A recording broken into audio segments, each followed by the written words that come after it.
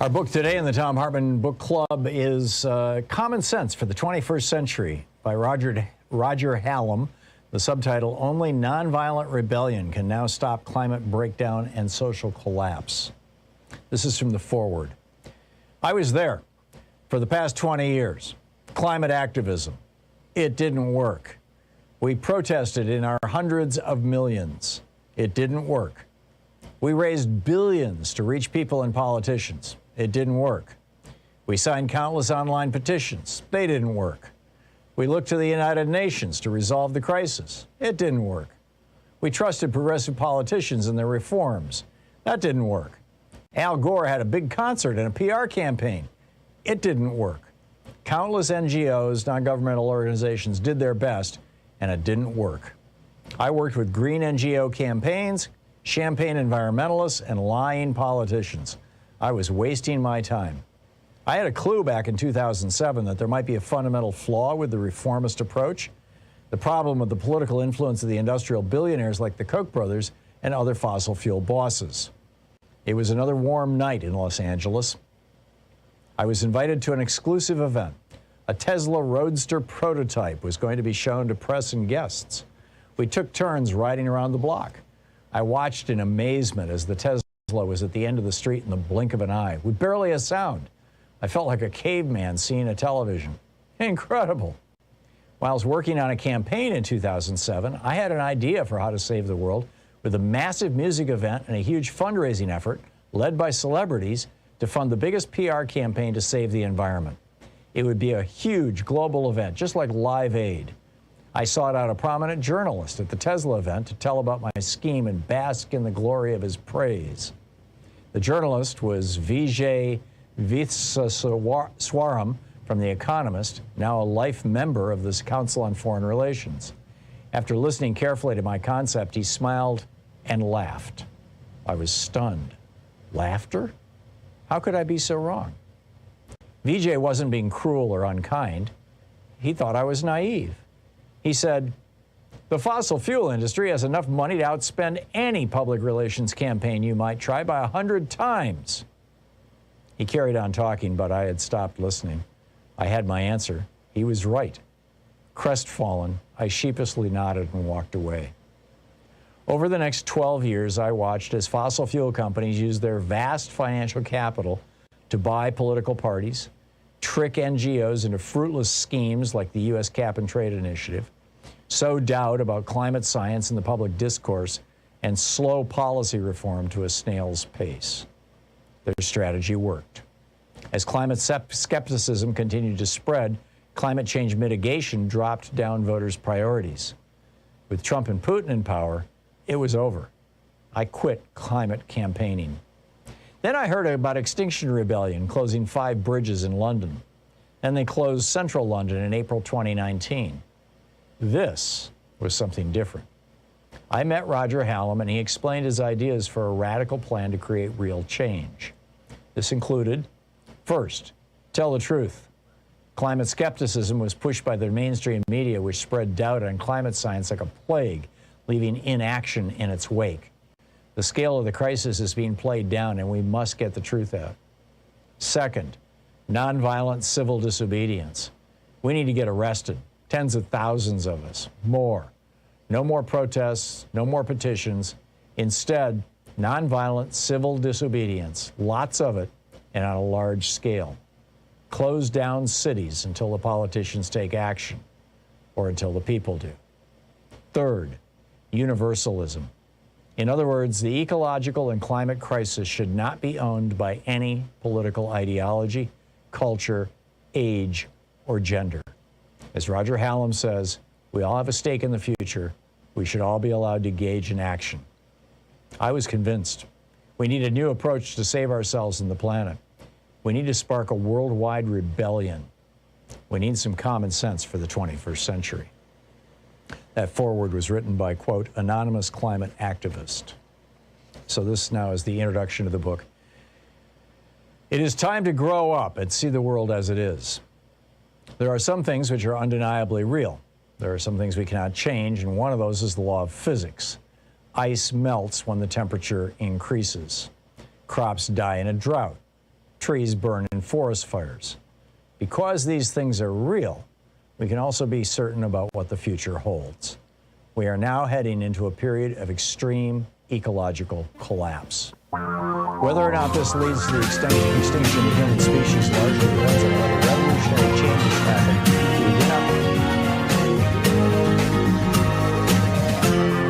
This is the Thom Hartmann Program. And greetings, my friends, patriots, lovers of democracy, truth, and justice, believers in peace, freedom, and the American way. A lot coming up in today's program. In our third hour, I want to get into a deep dive into how the GOP now stands for trolls, vigilantes, and death. And Senator Bernie Sanders will be dropping by. In our second hour, we're doing a full hour conversations with great minds with Mary Trump on her new book, The Reckoning, Our Nation's Trauma and Finding a Way to Heal. In this first hour, I want to get into why is the GOP making America's job of creating a less deadly society more difficult? And we'll get into that in some detail. But today is day 16 of the hunger strike of my colleague on SiriusXM Radio, Joe Madison. And, will he survive? We're all very concerned about this and about voting rights, which is what he is hunger striking for. On the line with us, the Black Eagle, Joe Madison. Joe, welcome back to the program. How you doing, my friend? Well, I'm doing fine. I will respond to the one thing: will I survive? The question really should be, will our democracy survive if we don't get one of these two bills passed, the Freedom to Vote Act or the John Lewis Voter Advancement Act? That's really the concern. And I don't know if any of us, quite honestly, want to survive if democracy is destroyed or defeated by 50 senators that don't seem to have the courage to do what their predecessors did. In 2006, when 98 members of the Senate voted to, by the way, extend the 1965 Voting Rights Act. That's what I'm motivated to do what I'm doing. And quite honestly, Tom, the response has been overwhelming because everybody seems to be consolidating their efforts to convince the Senate to do the right thing. Yeah. Joe, by the way, can be heard every morning, weekdays, 6 to 10 a.m. on SiriusXM channel 126. And you can find all the information about him at joemadison.com. You can tweet him at Madison SiriusXM. Joe, what kind of reception are you getting from elected officials? How, what sort of feedback have you got? Well, the biggest feedback has come from people like Senator Jeff Merkley, who is like, keep doing what you're doing. I have heard from a former Attorney General, Eric Holder, who is in conversation with Senate Majority Leader Schumer. He said, he's pushing Schumer. I heard from Congressman Clyburn, who said that they think they'll be able to get the John Lewis bill through. And then I'm hearing from state legislators who are, and these are basically Democrats, as you can imagine, who are saying, we're going to do what we can. I mean, that's what's kind of keeping my spirits up, especially talking to people who seem to be having some back channel discussions. The Senate is out this whole week. Are they coming back next week? Is that when you're hoping that they will punch a hole in the filibuster and allow for a vote on voting rights legislation? Look, that's my hope is while they're out, your audience, my audience, and anybody else's audience look, no one person can do this alone. This isn't about me. This is about everybody. You know, the senators at home, they're at home like you are and everybody else, enjoying their Thanksgiving dinner, and they should reflect on what their obligation is so that when they come back, and yes, I know that the Build Better Back a bill has got to be priority. But, you know, I said it the other, I had a political science professor from Howard University said the Democrats have got to learn how to pat their head and rub their stomach at the same time. Yeah. And, you know, and you know, like we used to do when we were kids. Right. So they can't waste time coming back, and then because the calendar is our enemy at this point in time. And so if they can explode, if they can, as you call it, nuke the filibuster, then that is a major step. Or, quite honestly, as Senator Kaine told me from Virginia, the Freedom to Vote Act could encompass also the John Lewis voter bill. So they've got 3 bites at the apple. Just take one. And I know people are very pessimistic that they're not going to find 10 Republicans who are honest enough to know that they should be voting for this. But, you know, I guess miracles do happen. It'll probably take a miracle. But, you know, the point is, this is the time, while everyone is at home, to put the pressure on and hold their feet to the fire. And I'll say this without fear of contradiction. You know, damn it, Joe Biden wouldn't have been able to sign that landmark bill with the infrastructure. We put that pen in his hand, and so he owes us. And then I told you I had the Attorney General Clapper on my show, and he said one of the things people should understand is that Putin and the Chinese are loving this, and they're hoping that these bills don't pass, and so you know, I'm just simply saying this is not just about the black vote, although we were targeted because of it. But it's all our allies and our friends. It's the elderly, like up in Wisconsin. That situation is crazy with the nursing home situation where they want to put voting, voter registration workers in jail, as proposed by Senator Johnson. You know, this is the time to really push. And so I'm working with you and any organization out there, and people are really responding. That's great. It's I mean, yeah, you're so right, Joe. And what's astonishing to me, and I'd love to get your take on how America has changed, is that, you know, the Voting Rights Act had to be renewed, as I recall, every 10 years, and here it is. You know, the last time it was renewed, all the Republicans voted for it. Then the Supreme Court gutted it, and now none of the Republicans have an interest in this. What, in your opinion, caused such a change in the GOP? Donald Trump. Yeah. Yeah. I mean, Donald Trump. I mean, that's exactly what has caused this change. I mean, you know, this is it. And the fact that he got defeated. He got defeated. And look, if he had not gotten defeated, there wouldn't be these voter suppression laws that you talk about and I talk about on our show, Tom. And this is history repeating itself from 1877, as you talked about the end of the first Reconstruction. Tom, gee, what did they go after? The first thing that these white Southerners, when they saw their world turned upside down, were newly freed slaves, ended up holding office, being elected to the Senate, being elected to Congress, being elected to state legislatures.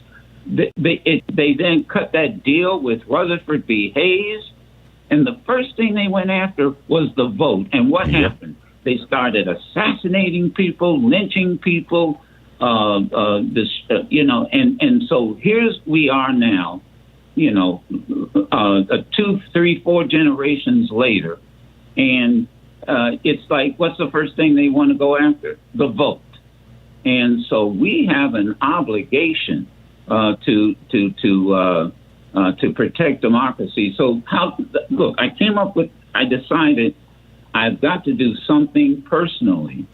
I'm not going to sit back and have my children 10, 20, 30 years from now saying that their father let this happen.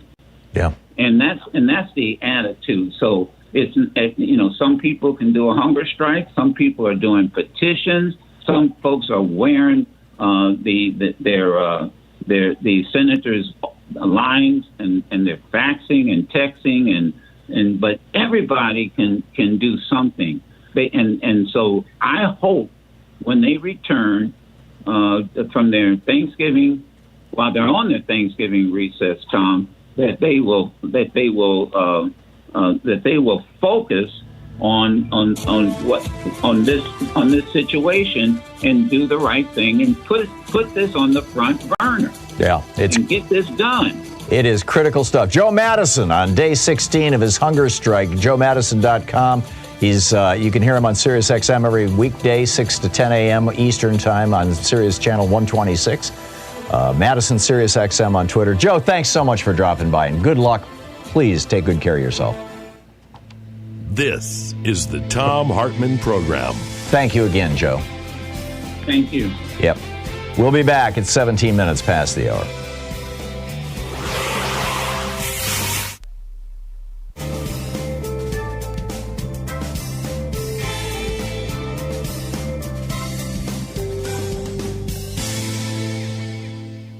And welcome back. Boy, what a challenge, huh? What a really serious challenge. By the way, there was just an absolutely great op-ed over on Daily Kos yesterday that I just wanted to flag for you. It's titled "CNN's Feel-Good Stories Are Seriously Starting to Piss Me Off." It's by Sendem, one of the people who posts regularly over on Daily Kos. And they go through all these stories that CNN has been running. These Home Depot employees built a walker for a 2-year-old boy. Another one. A teacher ran out of sick days to stay with his cancer-stricken daughter, so fellow educators chipped in with their sick days. Another. An 8-year-old boy paid off his lunch debt for the entire school by selling keychains. Are you starting to notice something common to these? People are pitching in to help out people who should have been helped by our society. That we as a society should not be in a situation where Home Depot employees need to pitch in to buy a walker or build a walker for a 2-year-old boy who's got, I'm not sure if it's a birth defect or a disease, but hypertonia. That teachers shouldn't be running out of sick days when their daughters have cancer. That 8-year-olds should not have to pay off the lunch debt for their fellow 8-year-olds. Here's another one, CNN. A 13-year-old uses his Make-A-Wish to feed his city's homeless for a year. Well, why do we have hungry homeless in the United States of America? It's crazy, right? As the poster over on Daily Kos says, and I just want to, agree with this sentiment and amplify it. None of these are heartwarming stories. They are sick. Please tell me how the wealthiest nation, this poster writes, how the wealthiest nation in the world allows children to starve or tells the mother of a sick child that it can't be bothered to pay for an effing $100 walker. So I'm supposed to be happy that a teacher had to choose between making a living and his dying child? Billionaires got 54% richer during the pandemic. getting in excess of $4 trillion. Why the hell is anyone begging for food or the minimum baseline of health care in the United States? Are we that morally bankrupt? Well, actually, yes, we are. They go on to say, is our plan to feed homeless vets really dependent on sick children giving up their charity wishes because our government can't be bothered? And then this poster over on Daily Kos says, you know, I might have to live in this workplace dystopia, CNN, but don't effing tell me I should feel good about it. And, you know, it is such a, you know, to the point op-ed, and it is so true that here we have, you know, I looked through GoFundMe. Somebody I know posted a GoFundMe page a couple of weeks ago for a medical procedure, and I'm scrolling through GoFundMe, and it's like all this stuff that would not exist in Canada or in Europe or in Taiwan or in South Korea or in Japan. All these countries with, you know, free national health care systems, people begging for money to get an operation. It's wrong. We'll be back.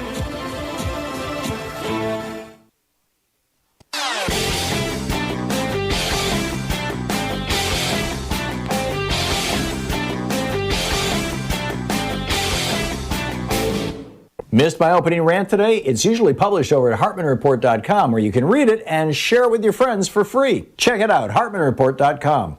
Back in the 2020 election, there were three issues actually that polled higher than President Biden did, and Democrats in general. And one of those issues was the legalization of marijuana nationwide, not just the decriminalization, but the legalization, doing away with marijuana on the schedule of narcotics, making it so that, you know, marijuana pharmacies and dispensaries could bank with a normal bank, all that kind of thing. This was so popular that a Republican now is getting ahead of this. Democrats, we are falling behind, right? This was more popular than Joe Biden. Democrats need to jump on this. Representative Nancy Mace, a Republican from South Carolina, has just introduced the States Reform Act, which repeals federal prohibition of marijuana, expunges federal nonviolent marijuana crimes, and promotes local ownership. We've got a video about this over at thomhartmann.com. You need to check it out.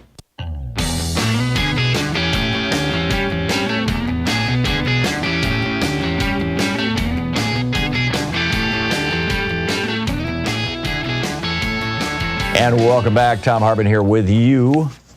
And, you know, there's a lot going on and there's not a lot going on at kind of the same time. And so, you know, if there's anything in particular on your mind that you want to share or get into, we can sort of open that up, as it were, today. But I want to get into this issue of gun control right now. This is my op-ed over at HartmannReport.com for today. It's titled, "Why is the GOP making America's job of creating a less deadly society more difficult?" And although I didn't point it out in the article, and perhaps I should edit it in now, now that it occurs to me, you know, 6 or 7 years ago, I would have answered that question by saying that Republicans are unwilling to pass gun control legislation because they're taking so much money from the NRA, from the gun lobby, you know, on behalf of the gun manufacturers. The gun manufacturers pour millions into the NRA pours millions into the pockets of Republican legislators, and the Republican legislators oppose gun control. But the NRA is just racked by scandal and fraud, and they're a shell of their former selves. They're trying to declare bankruptcy and all this kind of stuff. They're not doing a great job of supporting Republican politicians. So absent the cash, why are Republican politicians today supporting this? I'd say because they're down with this idea of America having another civil war. As I point out in the article, expect this whole gun control debate to go on steroids this next 12 months because Beto O'Rourke is running for governor of Texas. And last year, or year before last, when he was in the Democratic presidential primaries, he said, hell yes, we're going to take your AR-15, your AK-47. And you can bet that that's going to be on loop in the Republican ads. But look at this situation. This Swiss-based research group found that there are approximately 857 million civilian-held firearms in the world's 230 countries and territories. Of that 857 million weapons in the hands of civilians in the entire world, all 230 countries, 393 million of them are in civilian possession in the United States. And by the way, that was as of 2017. Now it's over 400 million. So we got 400 million out of the 857 million firearms in the world.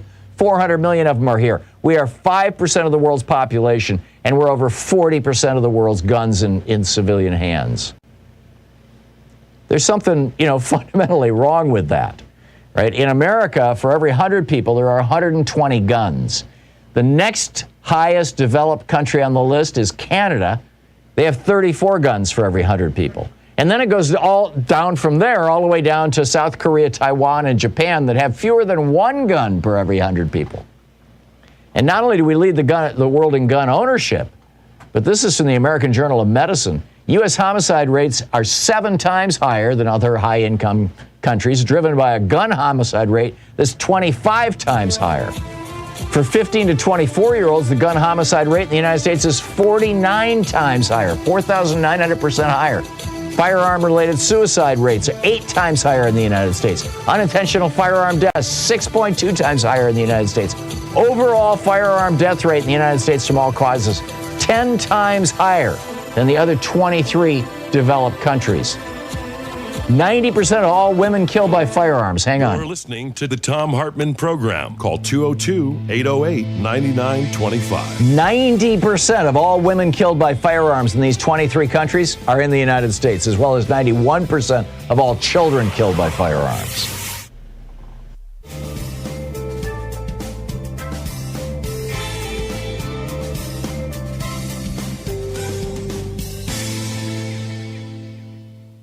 Our book today in the Thom Hartmann Book Club is The Brainwashing of My Dad, How the Rise of the Right-Wing Media Changed a Father and Divided Our Nation and How We Can Fight Back by Jen Senko.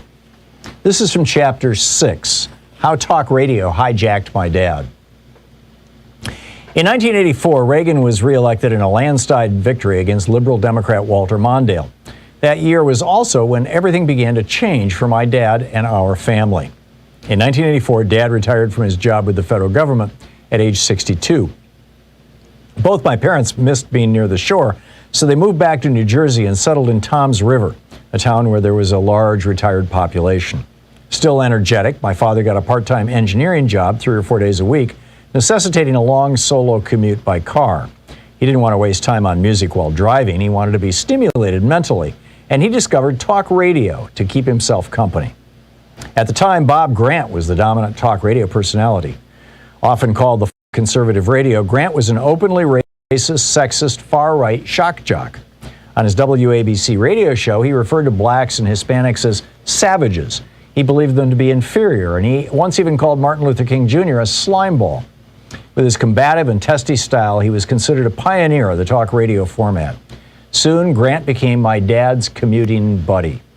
I didn't know Bob Grant from Joe Namath, but I did know I didn't care for his style of yelling at callers or hanging up on them if they disagreed with him. My mother was not a fan of Grant's either, and she delighted in telling me the story of how she ran into him one day. She was at the Ocean County Mall eatery, sitting at a table having lunch when she saw Grant walk in. She recognized him, and when he passed her table, she asked, "You're Bob Grant, aren't you?" He said, "Yes, I am." She said, "Oh, my husband likes you, but I don't." He had been walking away and turned to look back at my mother and gave a little laugh. She said she just sat there at the table and did not smile back. Gradually, it seemed my dad started becoming more agitated after listening to Bob Grant. Eventually, he became consistently more irritable, excitable, and easy to anger. Little did we know, a metamorphosis was beginning. Along with massive deregulation in the communications industry, there were several other factors that led to talk radio's explosion of popularity in the 1980s. The first was that music had moved from the AM dial to the high-fidelity sound of FM, and thus left a void on the AM dial. Broadcasters realized that filling that blank airspace with mainstream news wouldn't make much money. However, entertainment made money, And talk radio was entertainment at its finest, even when it masqueraded as news coverage. Human conversation didn't benefit from high-fidelity sound the way music did, so talk radio filled the void on the AM radio waves perfectly. The second contributor to talk radio's rise was the new accessibility of satellite technology, allowing anyone to broadcast a show nationally. And the third was the fact that when 1-800 numbers became available, you could have callers call in from all over the country. These factors combined to make a pretty powerful storm. The format of talk radio was, of course, not new.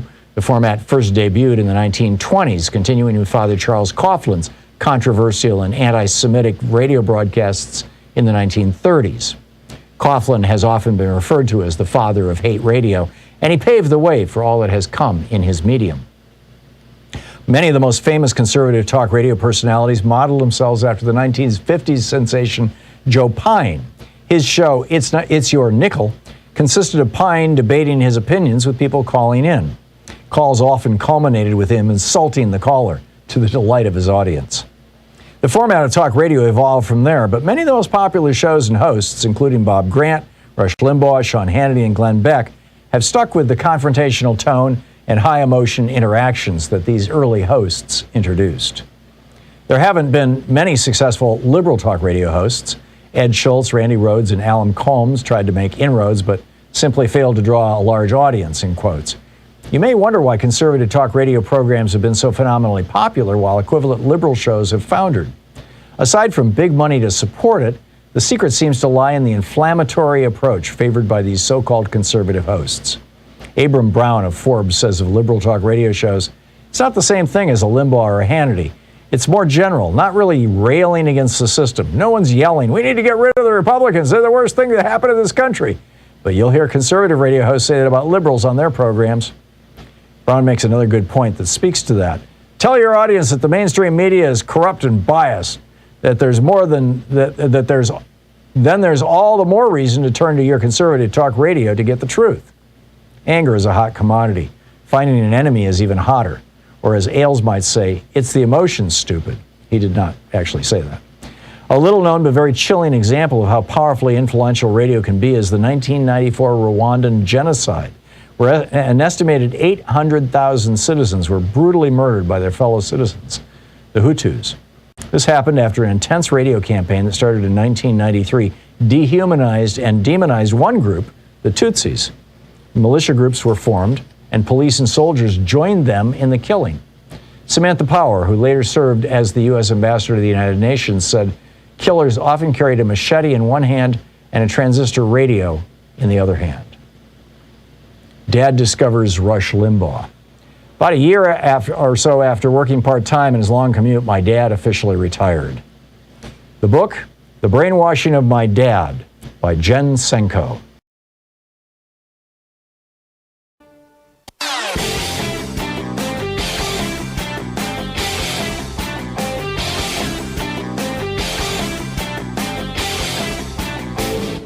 Our 1-hour free podcast recaps our show, and it's available wherever fine podcasts are found. And we have the full 3-hour podcast available over at thomhartmann.com if you want to really support our program.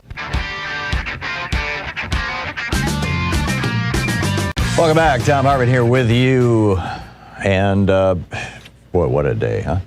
What a day. I just want to state again, for people who might have just tuned in, we had Joe Madison in the opening, block of this show. Joe is my colleague on Sirius XM radio. He's on channel 126, Urban View, every morning from 6 to 10 a.m. He does a spectacular job. I mean, just one of the nation's absolute best talk show hosts. Actually rated higher than I am by Talkers Magazine. I mean, he just does, and that's not to say that I'm wonderful or anything like that, but I mean, Joe is not just my peer. He is a giant in this industry, and has been for a long time, a lot longer than I have been, around in this industry.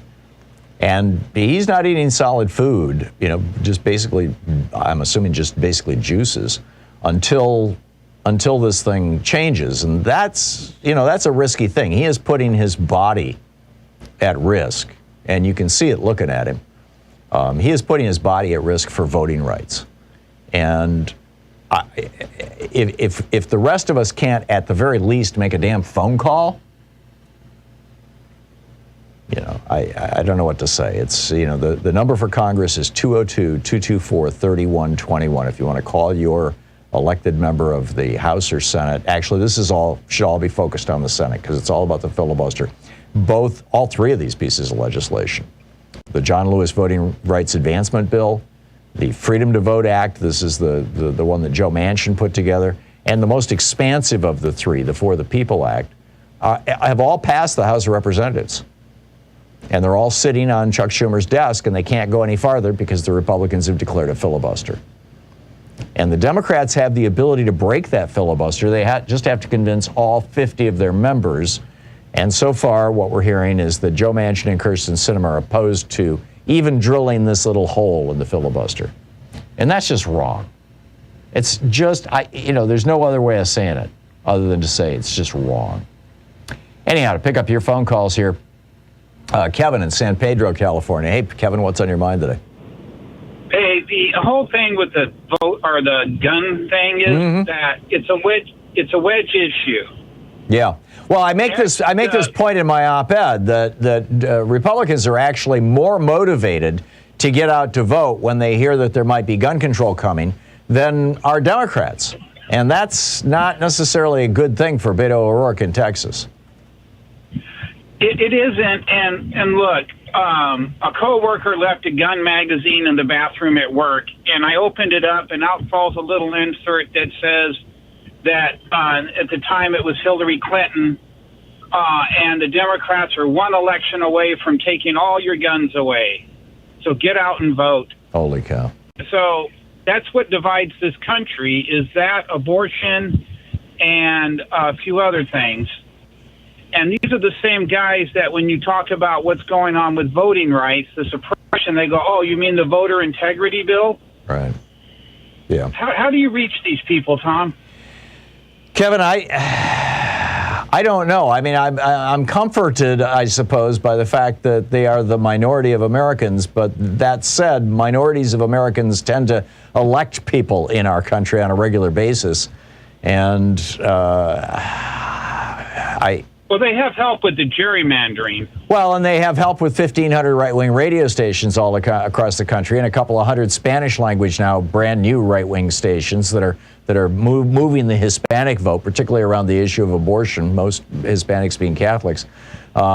So yeah, I mean, there's another wedge issue. Yeah, exactly. And you kind of pray for America to wake up for some kind of rationality, but. I don't know. It's a tough one. Kevin, I don't have an easy answer to this, other than hoping that the media would take this seriously, this among other issues, but gun control in particular, would take it seriously and treat it like it is rather than just amplify Republican rhetoric. It's going to be a tough one. And then look, is a lot of the media on the right it's not news. They have no journalistic standards. It is simply opinion. Yeah. That is coached as actual fact or news. Yeah, and there's arguably nothing wrong with that. That's what I do for a living, is offer my take on the news, and I share the news with you, but I don't make any pretense to this being a news program. But how many liberals are on the air and how many radio stations in America? I mean, it's extraordinarily disproportionate. Kevin, I got to move along, but thank you for the call. Marlene in Yonkers, New York. Hey, Marlene, what's up? Hi. I just wonder, it's more of an update on Social Security. I remember when President Biden campaigned, he said that he was going to include benefit increases. And I don't hear any talk now about Social Security being increased, or they were it's going to be a 5% increase next year. Well, that's I believe it's 5.9. That's not really a lot when you come to think about it. Well, I think it's one of the biggest increases in years. Something like $200 increase and. Yeah, no, that's what it's going to be. It's going to be a 5 point whatever it is. But I remember 6. You remember 5.9. But between 5 and 6% increase that reflects what inflation is happening this year. Beyond that, no, I don't know of anything, Marlene. I'm sorry. Catherine in Las Vegas. Hey, Catherine, what's up? Hi, thank you. So the statistic you gave right into the break about, I think it was like 98% of women that are victims of gun violence are here in the United States. 91%. And this is of the 24 most wealthy developed countries in the world. Yes. Right. So I want to kind of take that and link it to the Ahmaud Arbery and the Kyle Rittenhouse. So first of all, women know the fear of men in a vehicle yelling things at you, following you, etc., in a parking lot, in a mall, whatever. It has happened to every female at some point in their life, and they know that fear. And people will say that, oh, but, they're just playing around. They're just catcalls. But the violence against women is not taken seriously either by the media or in the criminal justice system. Maybe 1 in 10 accused ever see the inside of a courtroom. And the one consistent link between these people who are doing these racially motivated killings, mass shooters, etc., is violence against and hatred towards women. And so when we say, why do they feel empowered and emboldened? Because they are abusive towards women on a daily basis and face zero consequences. So to take that a step further and assume that there's going to be some sort of impunity when we know that 1 in 4 women are victims of sexual assault, 1 in 10 are victims of domestic violence, and it's something like 80 to 90% of these people that are committing these racially motivated and mass shootings and mass killings are people who have been abusive towards or hold abusive views towards women. If we don't address one, we're never going to solve the other. Yeah, it's almost like people. Well, not people. It's 95% white men, who end up being mass shooters and things like that. They will prey on whoever they perceive as being weaker than them. This seems like an aspect of bullydom. And although to call it bullying is to minimize it, and I don't want to do that, but that. They can attack women with impunity. And they had, as president of the United States for 4 years, a guy who was charged with more than 20 criminal sexual assaults on women. So, they feel like they can do that with impunity, and they by and large can and do in America. And so, and they go after minorities with impunity. And police have done this for centuries in this country, continue to. And so I think tying it all together, Catherine, makes perfect sense. I think it absolutely does. Right, because it's the fact that, we talk about white privilege, but we don't talk about male privilege a lot in this country, and the two go hand in hand. Oh, yeah. Because, even look at just the Republican Party in general. The fact that there are no consequences is why it continues to escalate. And again, there's how many articles have to be written about the ties between these people that shoot, that shoot unarmed black men, or that have mass killings and mass shootings, or, that the ties between that and a history in their background of domestic violence. It goes hand in hand. And like I said, if we don't address one, we're not going to deal with the other. And women and minorities both, my God, if we would get together, we could rule this country. Yeah.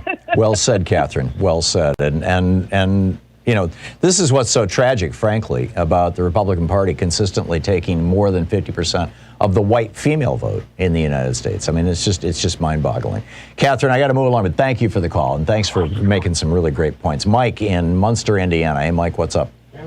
Hi, Tom. I was wondering or hoping that maybe the Lincoln Project in the next couple elections, 22 and 24, might start a third party and get some moderate Republicans, some never-Trumpers to run and split the Republican ticket.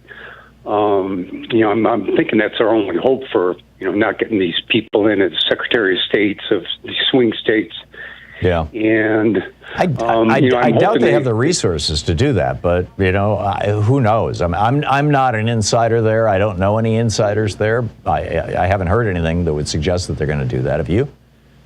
Yeah, no, I haven't. That's what I was wondering if you No, had. I think it would be a great idea. I'm not sure that it should be necessarily just the Lincoln Project doing it, but it would certainly be the kind of thing that they could advance. And I know that some of the Republicans on MSNBC, Joe Scarborough in particular, have been featuring other Republicans who are rational, and they're showing up on all the shows constantly as commentators. They'd much rather have an ex-Republican than a progressive Democrat.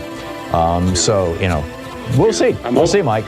Me too. I'm hopeful too. You're listening to Thom Hartmann. Visit thomhartmann.com for audio and video archives. It's hitting 46 minutes past the hour. Back with more of your calls in just a moment. Stick around.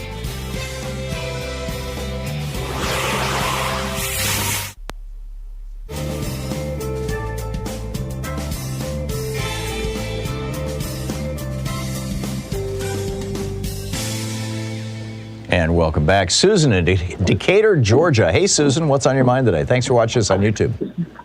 Hey, Tom. It's been a while since I've called you. Remember, I've told you I'm an advocate for federally legalizing cannabis, and I called to tell you why I believe that the Republicans are pushing for it in front of the Dems. Because in the very beginning of COVID, I Googled cannabis and COVID because cannabis has been part of my life for 35 years. So that was the very first thing I did when I found out and heard about COVID. Mm-hmm. There were 3 different countries that were doing a study on cannabis and COVID: Uruguay, Spain, and Canada, because they have legalized cannabis there throughout their country. And they did this study and came up after 8 months and said that cannabis was a natural inhibitor for COVID.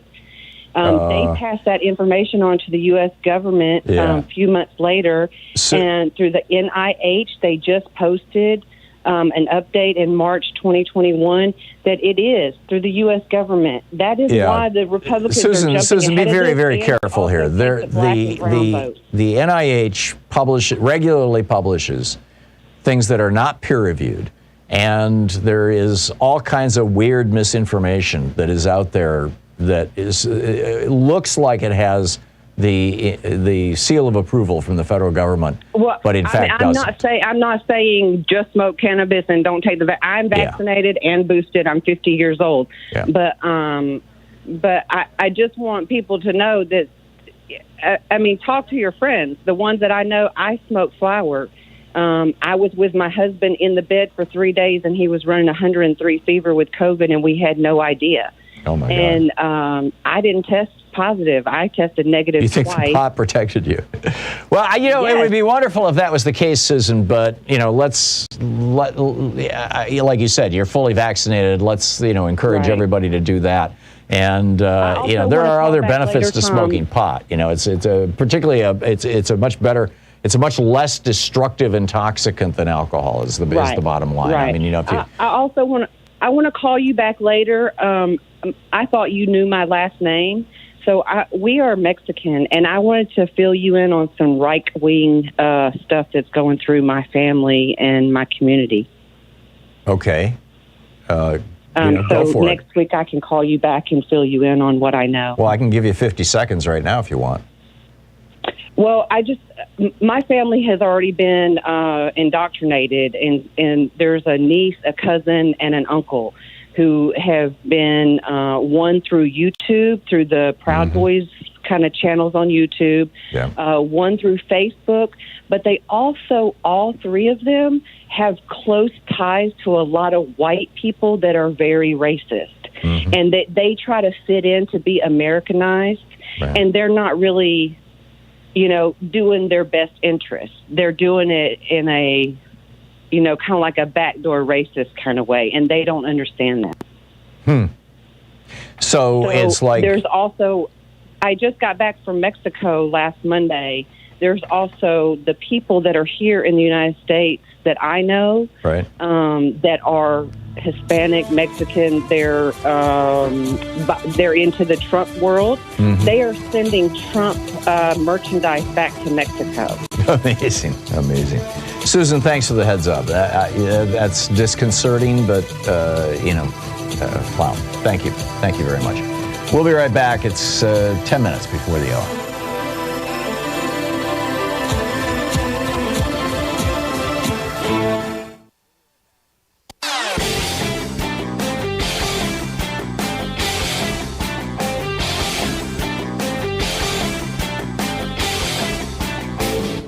Share the Thom Hartmann Program with your friends. We're available on SiriusXM, Free Speech TV, Pacifica, commercial stations nationwide, YouTube, Twitter, Facebook, on the Thom Hartmann app, and you can even tell your smart speaker to listen to the Thom Hartmann Program.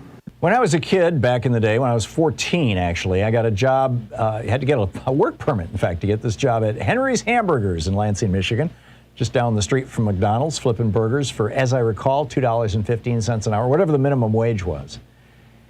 And back then, you know, we understood that minimum wage jobs were largely for teenagers after school to earn a little extra money. It wasn't always the case. It depended on where you lived in the country and who you were, but by and large, that's no longer the reality, although that is the Republicans' story that they tell themselves.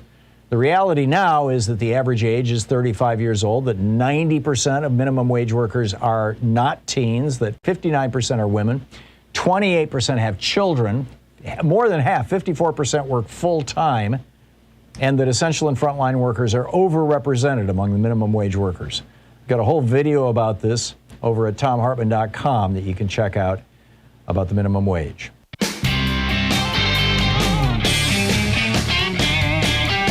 Welcome back. Thom Hartmann here with you and Tim in Rockville, Maryland. Hey, Tim, what's on your mind today?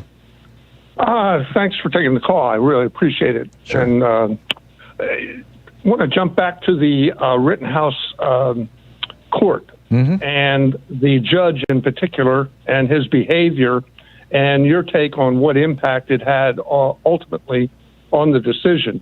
I think the judge threw the case to the defense from the beginning. Well, all throughout, it was clear he was had something against the prosecutor. Well, that said, this judge has a reputation as a guy who is typically on the side of defendants, which I would say, broadly speaking, is probably a good thing. But in this case, it seemed like, I mean, particularly, he's starting out by saying that the people that Rittenhouse killed, the first guy who arguably attacked him, and I can understand how the jury might come up with a self-defense, defense in that situation. That guy apparently had some mental problems. But the second guy, with the skateboard, was just trying to disarm him. He was just, everybody thought that there was an active shooter situation, and Rittenhouse was the shooter, and this guy was trying to disarm him, and he killed him. And the judge said, you can't call them victims. You can, and the third guy, same deal. He's trying to disarm him, and he gets, his bicep blown off. And the judge said, you can't call them victims. You can call them looters or rioters. And they weren't. They weren't participating in looting or rioting.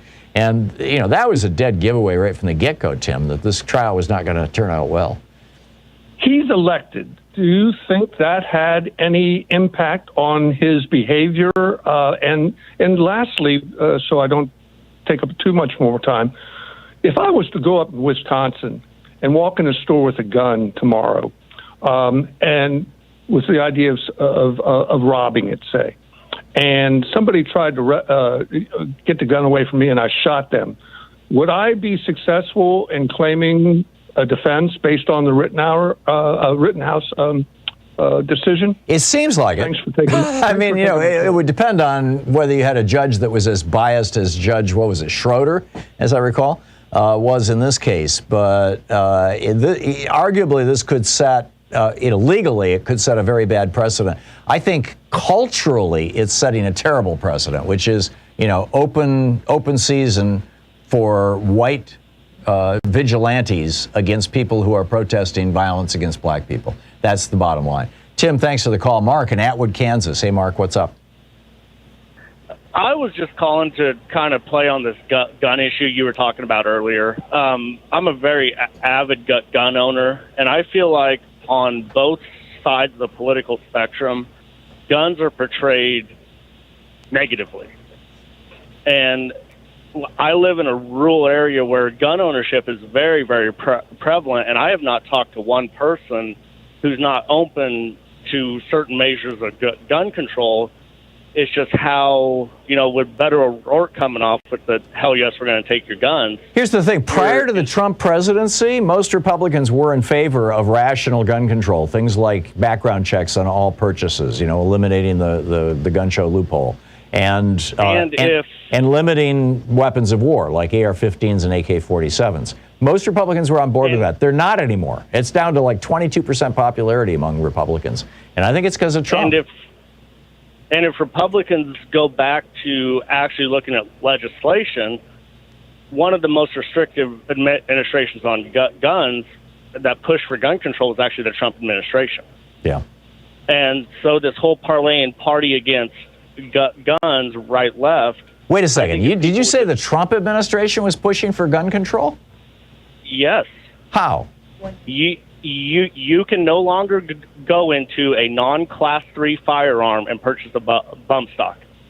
Those are but bump stocks are not. Yeah, I mean, bump stocks turn semi-automatic weapons into automatic weapons. That was not some great Republican policy thing. That was simply the ATF enforcing the law. No, it was not ever a law. Anybody could go in and purchase a bump stock. You can't anymore because any device, anything that turns a semi-automatic weapon into an automatic weapon is illegal, and arguably has always been illegal. Or not always, but since the 30s. And that's a whole schematic issue of the bump stock. It does not turn it into an automatic weapon. It does effectively. I mean, look at the guy in Vegas. He shot, over 600 people? And I by himself? That, but how they get it around ATF regulation, it truly does not make it an automatic weapon. And Trump stepped, and I'm not, that's a whole nother issue. Yeah, I got it, Mark. Mark, thanks a lot for the call.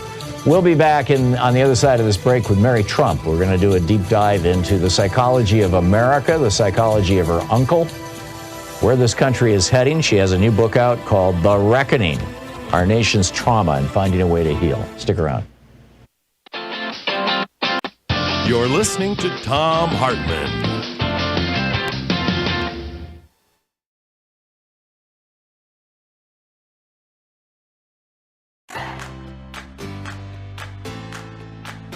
These companies support the Thom Hartmann Program. They are HelloFresh, the #1 meal kit delivery service. More info at HelloFresh.com, code TOM. CB Distillery, CBD for sleep and pain relief. More info is available at cbdistillery.com, code TOM. Ground News, a well-rounded perspective for newsreaders. More info at ground.news/Tom. Angie, for any project on your to-do list. More info at Angie.com. Dinovite, a whole food supplement for your pet's immune system. More info at Dinovite.com. And ExpressVPN, the VPN that just works. More information at expressvpn.com/Tom.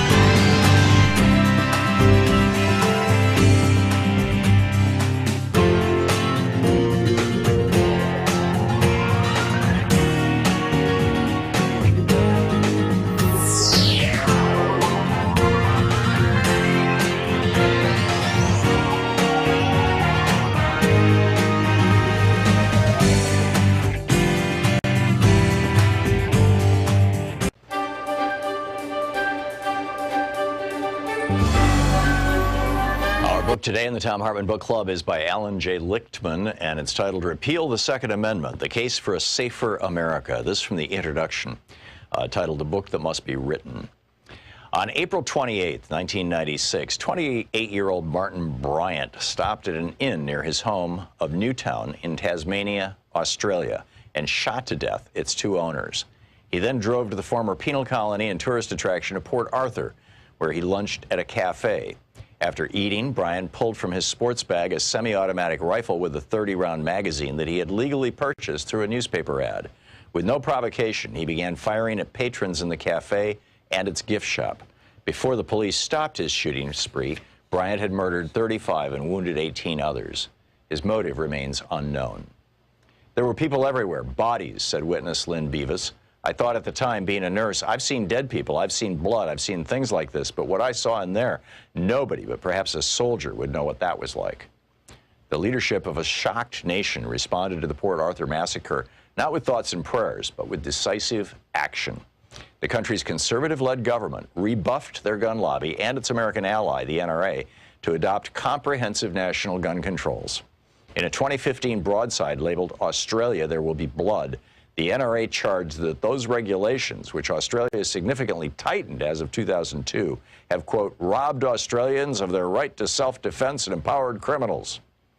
If the NRA was right, America, with its lax control over firearms for alleged self-defense, should be one of the world's safest countries, certainly far safer than Australia, where criminals presumably evade gun controls to prey on defenseless, law-abiding citizens. Yet in the latest reporting year, gun homicides claimed 14,542 American lives, compared to 27 in Australia. And all homicides took 19,510 American lives, compared to 222 in Australia. Since the NRA issued its warning, firearm homicides have declined in Australia, while soaring by 3,534 in the U.S. An American is now over 30 times more likely per capita than an Australian to be murdered by a gun, and 7 times more likely to be murdered by any means. If we had rates comparable today to Australia's, some 14,000 American lives would have been saved from firearm homicides in 2017 alone. By the gun lobby's twisted logic, Japan, which has one of the world's strictest gun control laws, should be drenched in innocent blood. Yet out of a population of 127 million, shooters in Japan murdered only 3 persons and injured only 5 in firearm assaults throughout 2017. Australia and Japan are not outliers. As compared to residents of our closest peer democracies in the G7 group of nations plus Australia, an American in 2017 was over 20 times more likely to die from a gun homicide. The gun lobby would have you forget that gun deaths are not limited to murders. In 2017, 23,854 Americans died from gun suicides, 64% more than were killed in firearm homicides. As compared to the peer nations, the 2017 per capita rate of firearm suicides in the United States was 7 times higher, while the rate of suicides by other means was 40% lower. These other democracies all have strict firearm regulations. None has a constitutional right to keep or bear arms, a distinction the United States shares worldwide only with Guatemala, whose gun murder rate is the 3rd highest of some 195 nations worldwide. Why has America lagged behind the democratic world in protecting its citizens from needless death and injury? The culprit is not spending by the NRA on campaigns and lobbying, which other pressure groups exceeded. The real problem is that which gun control advocates fear to name, the Second Amendment. Led by the NRA, the gun lobby exploits a historically defective, perverse reinvention of this amendment to inspire their grassroots supporters, sell guns, and provide constitutional cover for their opposition to making us safer by regulating firearms. The competing movement for gun control has floundered in response to the gun lobby's triumphant marketing of the Second Amendment. Gun control advocates have righteous zeal and noble motives, but lack a winning strategy. Instead of forthrightly refuting the lobby's bogus claims, the gun control movement has instead fallen into the trap of lamely insisting, we support the Second Amendment, but we also support responsible gun control. With such a self-defeating strategy, the movement can never win. It plays on the gun lobby's home turf and fails to rally the American majority that favors stricter firearms regulations. It provokes only scorn from a gun lobby that dismisses yes but assurances as rank hypocrisy, and it ignores the clear history and the true meaning of the Second Amendment itself. The movement for gun control must strike hard with a new strategy. Repeal of the Second Amendment is not only right, but realistic. It would break open the political logjam and open a path for the comprehensive national gun control and safety measures that have eluded the American people for so long. None of these measures would confiscate firearms or stop Americans from using guns for hunting, sports shooting, antique collecting, or legitimate self-defense. A well-regulated militia being necessary to the security of the free state, the right of the people to keep and bear arms shall not be infringed. These form the Second Amendment. The book Repeal the Second Amendment by Alan J. Lichtman.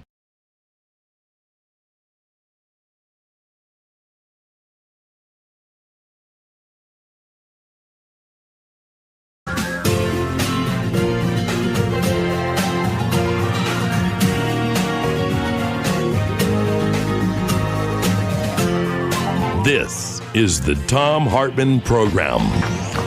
Welcome back to the second hour of our program. I want to do a deep dive into The Reckoning, Mary Trump's new book, Our Nation's Trauma and Finding a Way to Heal. Mary, of course, has a PhD from the Derner Institute of Advanced Psychological Studies at Adelphi University, has taught graduate courses in trauma, psychotherapy, developmental psychology. Recently launched a Substack newsletter, The Good in Us, to which I subscribe. So I know that she just came back from Amsterdam and had some great pizza there. And I don't know, hopefully it's not all that jet-lagged. And, of course, the author of her previous book, Too Much and Never Enough, How My Family Created the World's Most Dangerous Man, and her current book, The Reckoning, Our Nation's Trauma and Finding a Way to Heal. Her website, marytrump.substack.com. And her Twitter handle, Mary L. Trump, at Mary L. Trump. Mary, welcome to the program, or welcome back to the program. It's nice to have you back with us. Tom, it's great to be here. And I actually do have jet lag, but I'm so excited to be on with you that I feel great. Oh, bless you. Good. Thank you. Your book provokes so many questions. and there's so many things I wanted to talk to you about. I'm really glad that you're able to make the hour with us, and we can do this Conversations with Great Minds deep dive here that we rarely do with people and authors, but certainly you're one of the people that I really wanted to do this with. Let me just start with the question, your thoughts on the possibility that your Uncle Donald will run for president in 2024. It looks to me, we know in the first 3 months of this year, I guess it was, that he raised $100 million. I'm on his list. I sent $15 to him, along with about a dozen other candidates back in 2015 during the Republican primary. And so I'm getting 7 or 8 emails a day from him, from his sons, from his friends, from Rudy, begging for money. And I'm guessing that they are dinging the accounts, particularly of elderly people on the edge of dementia who don't remember that yesterday they also gave to Trump. I think, it looks to me like he's just wiping out old people across the country, but maybe I'm completely wrong. But, it seems to me like this is just another big scam to raise money. He's probably raised $200-300 million so far, rather than an actual attempt to run for president. What say you? Well, first of all, I think you're very brave to be on those lists. I couldn't get all those emails. It would make me insane. Well, this is what I do for a living. I know. And that's why I'm glad we have you. Thank you. So I don't have to. But, I think part of it is the fact that anybody's allowed to do this without having it be regulated or without having to make an account is a huge problem with our system. But getting back to the broader question, is he going to run? First of all, I kind of resent that people like you and I have to take that question seriously, because I believe we do. I just wish that, the mainstream media would ask a more important question is why would he be allowed to run? But here we are. I have to say that my thinking on this issue has evolved since the 2020 election. Immediately after that, when he lost so badly to Joe Biden, and was completely humiliated, because in my family, losing is pretty much the worst thing you can do, and being a loser is the worst thing you can be. I said he would never put himself in that position again to suffer such an egregious narcissistic injury. However, what we saw over time was the Republican Party starting to either to back his big lie or remain silent in the face of it and allow him to perpetuate it. That, of course, being that the 2020 election was illegitimate and it was stolen from him because he, of course, won. None of that is true. And then January 6th happened, and as we've seen over time, the Republican Party has also backed him and not put up a fight and not, they're not supporting the January 6th committee, et cetera. So I think that eliminates one obstacle to his running. The other issue is that the Republican Party is also making it easier for him to run and not lose. In other words, as you know, in every single state, Republican legislatures are trying to push through voter suppression bills. Mm-hmm. So if they can manage to rig the system even more in their favor, and obviously the system is very rigged towards Republicans, and Donald gets that message that if he runs, he can't lose, he might, simply because, although, yes, scamming money off of old people is something that he really likes to do, he also probably wants to avoid a lot of the legal jeopardy he's currently facing, both criminally and civilly. So he may come to the conclusion that the best place for him to be is the Oval Office, which would afford him the powers and protections that he probably is really missing right about now. I hope that doesn't happen. His health is also a big concern. And if the wheels of justice could start revolving a little faster, that would be very helpful. But I don't think it's a settled issue one way or the other at the moment. Yeah, I understand and agree. How, the Republican Party has changed so consequentially in the last 6 months, or last 6 years, excuse me. Just remember the people that Trump was running against in the primary, who there were a few crackpots, but the people like Jeb Bush were just old line mainstream Republicans who just basically wanted to help out rich people with tax cuts and have a decent life. And now you've got a Republican Party whose heroes are people like Madison Cawthorn and Marjorie Taylor Greene, who respectively said, Cawthorn, after the Rittenhouse verdict, said, Republicans need to be armed and dangerous. And Marjorie Taylor Greene was talking about, blood is the way that you overcome tyranny, and this kind of Civil War rhetoric.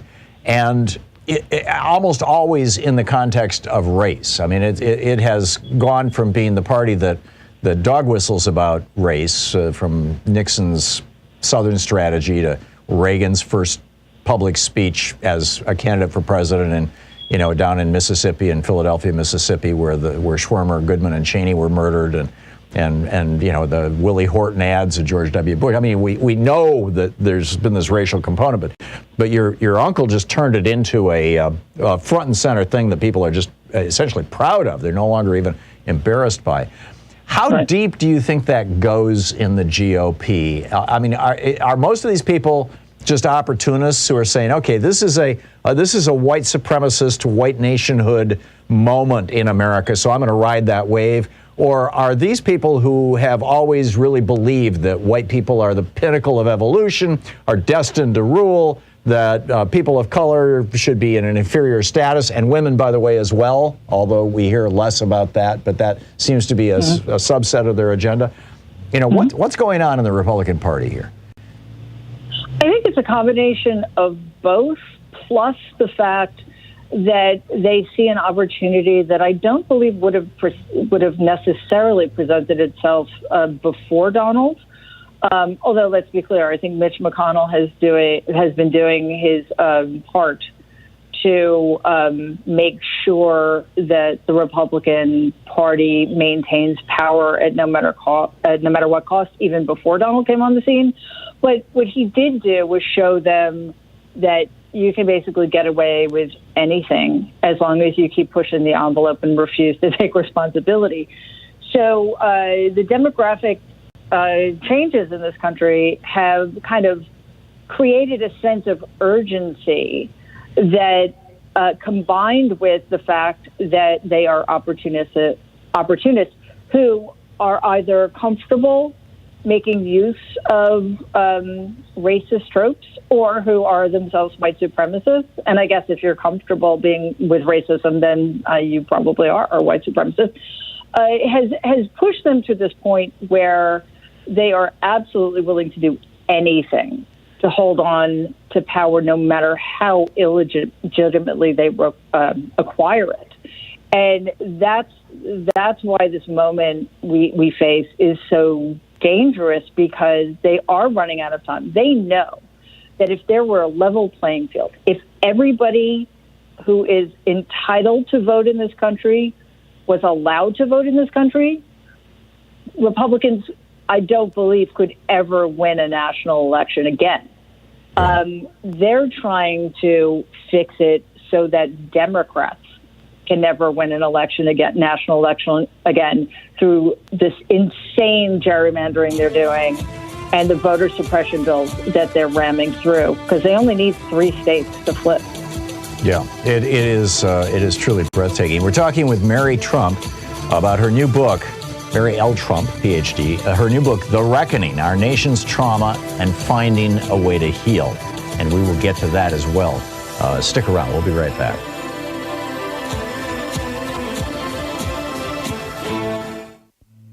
This is the Thom Hartmann Program. By the way, you can find Mary's extraordinary new newsletter, The Best in Us, over at marytrump.substack.com.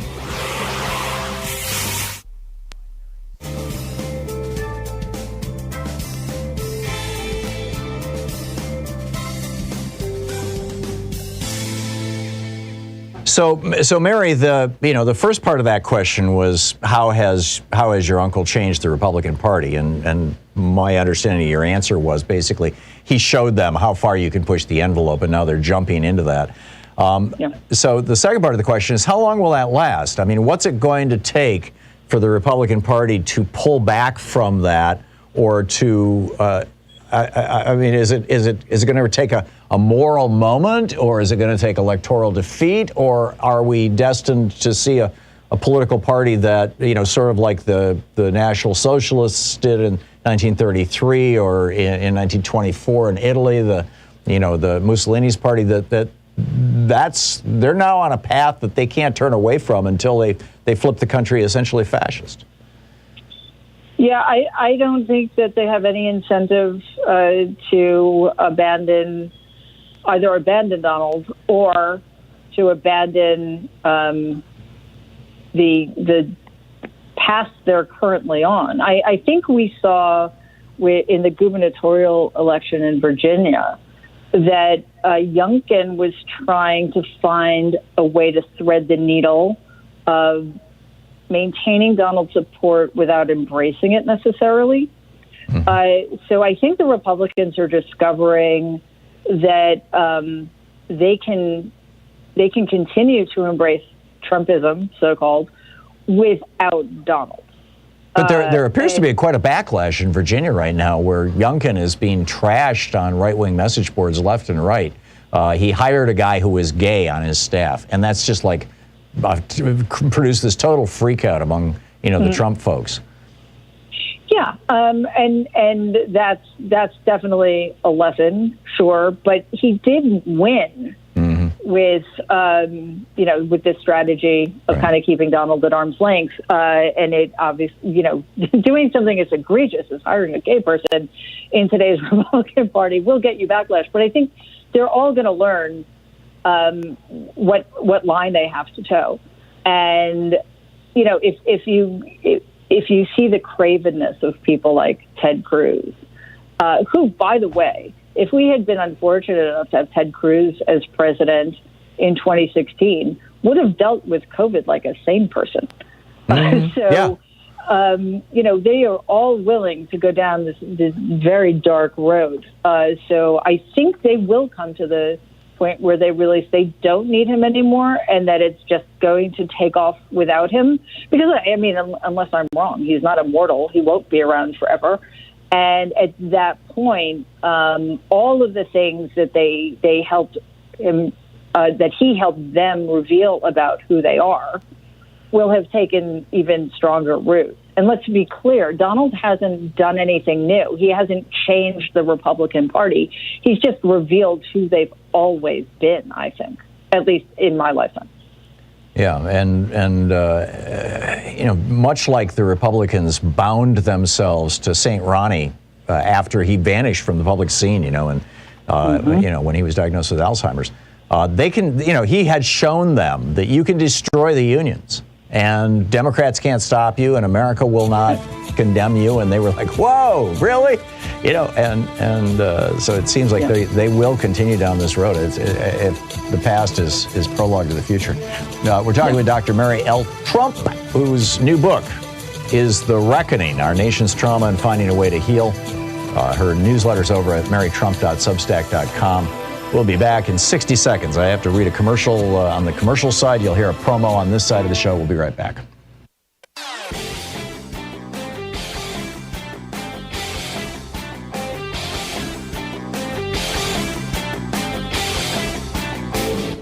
Hey, thanks so much for sharing our program and for reaching out to our stations and sponsors and letting them know that you're listening. It really means a lot to us. So Sweden had this epidemiologist guy, not a physician, who was in charge for a while of their response to COVID.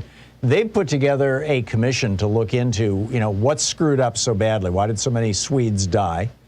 In Brazil, they got the second worst rate of COVID infection and deaths in the world, behind us. And their Senate put together a 1,000-plus page report, basically saying that President Jair Bolsonaro should be tried for mass murder and crimes against humanity. Here in the United States, we've got this massive death toll, the worst in the world, certainly one of the worst in the developed world anyway. And we're doing basically nothing about it. We're not looking into it. Can you imagine if when Barack Obama was president, 700,000 Americans died? I mean, keep in mind, 4 Americans died at Benghazi, dozens of congressional hearings, 11 hours of testimony from Hillary Clinton. We've got a video about all this over at thomhartmann.com. Check it out.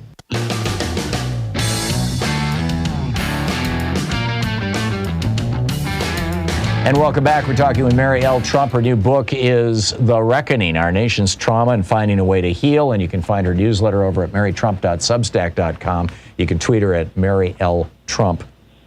Mary, we've been talking about the Republican Party and how it is changing, and I want to, in a small way, come back to that in a little bit. But I'm wondering what, as a psychologist and a keen political observer, and that's one of the things that has always most impressed me about you, is your ability to understand the psychological impact of politics and the political impact of changes, psychological changes in our society, and the psychology of the individual politicians, in part from your own experience, and in part, I'm guessing, from watching your uncle go through this stuff.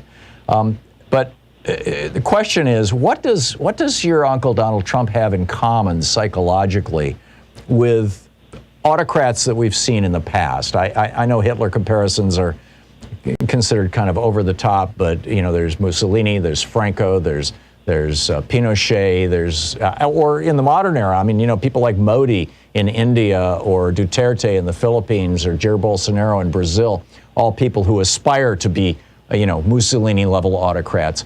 What do they have in common psychologically? Well, I mean, a very deep narcissism, which covers over an even deeper insecurity.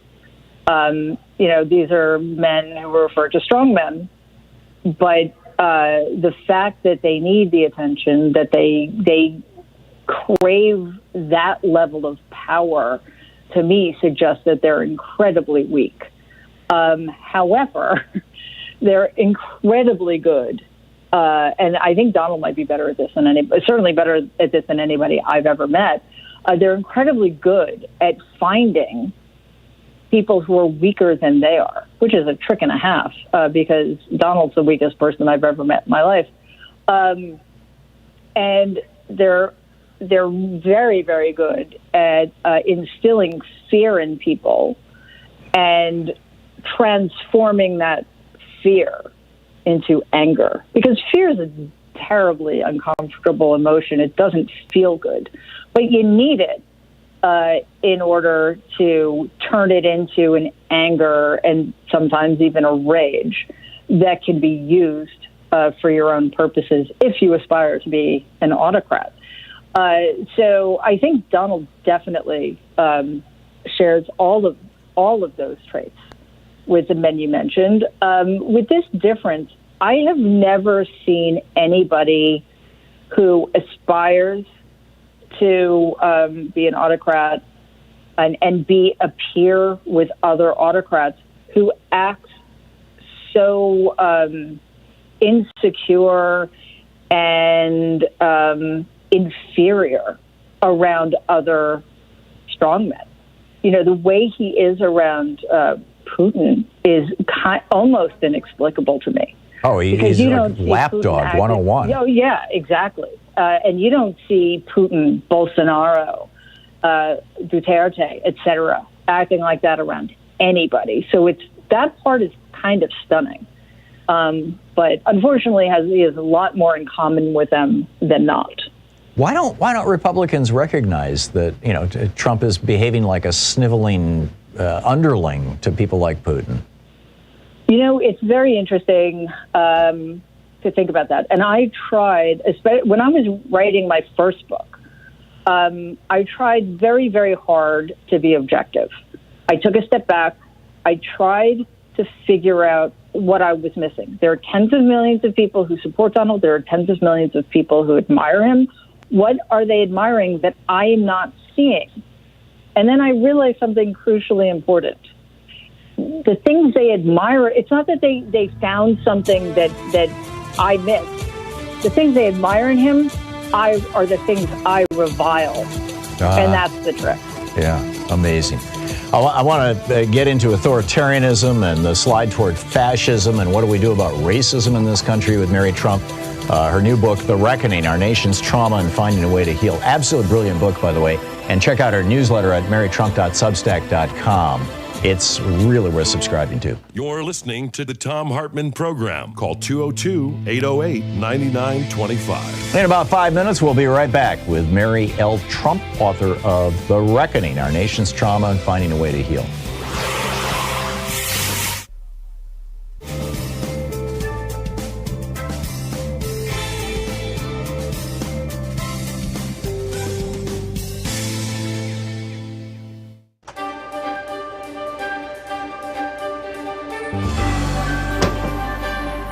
Today's book in our book club is The Hidden History of the War on Voting, Who Stole Your Vote and How to Get It Back, by this guy, Thom Hartmann.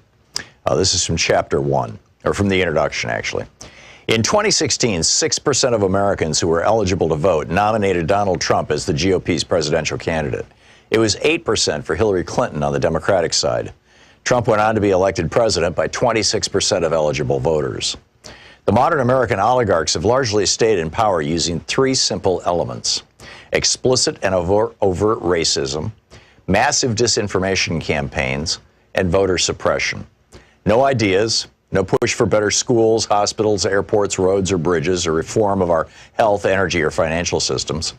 No promise of more and better jobs. None of these staples of past presidential campaigns can be found in pretty much any Republican advertising today. Instead, the public Republican message is all about race, or the subset of race, religion. Muslim stands in for brown Arab in GOP speak, and immigration, a.k.a. brown people from south of our border, and socialism. Meanwhile, Republican secretaries of state across the nation are vigorously purging voters from the rolls.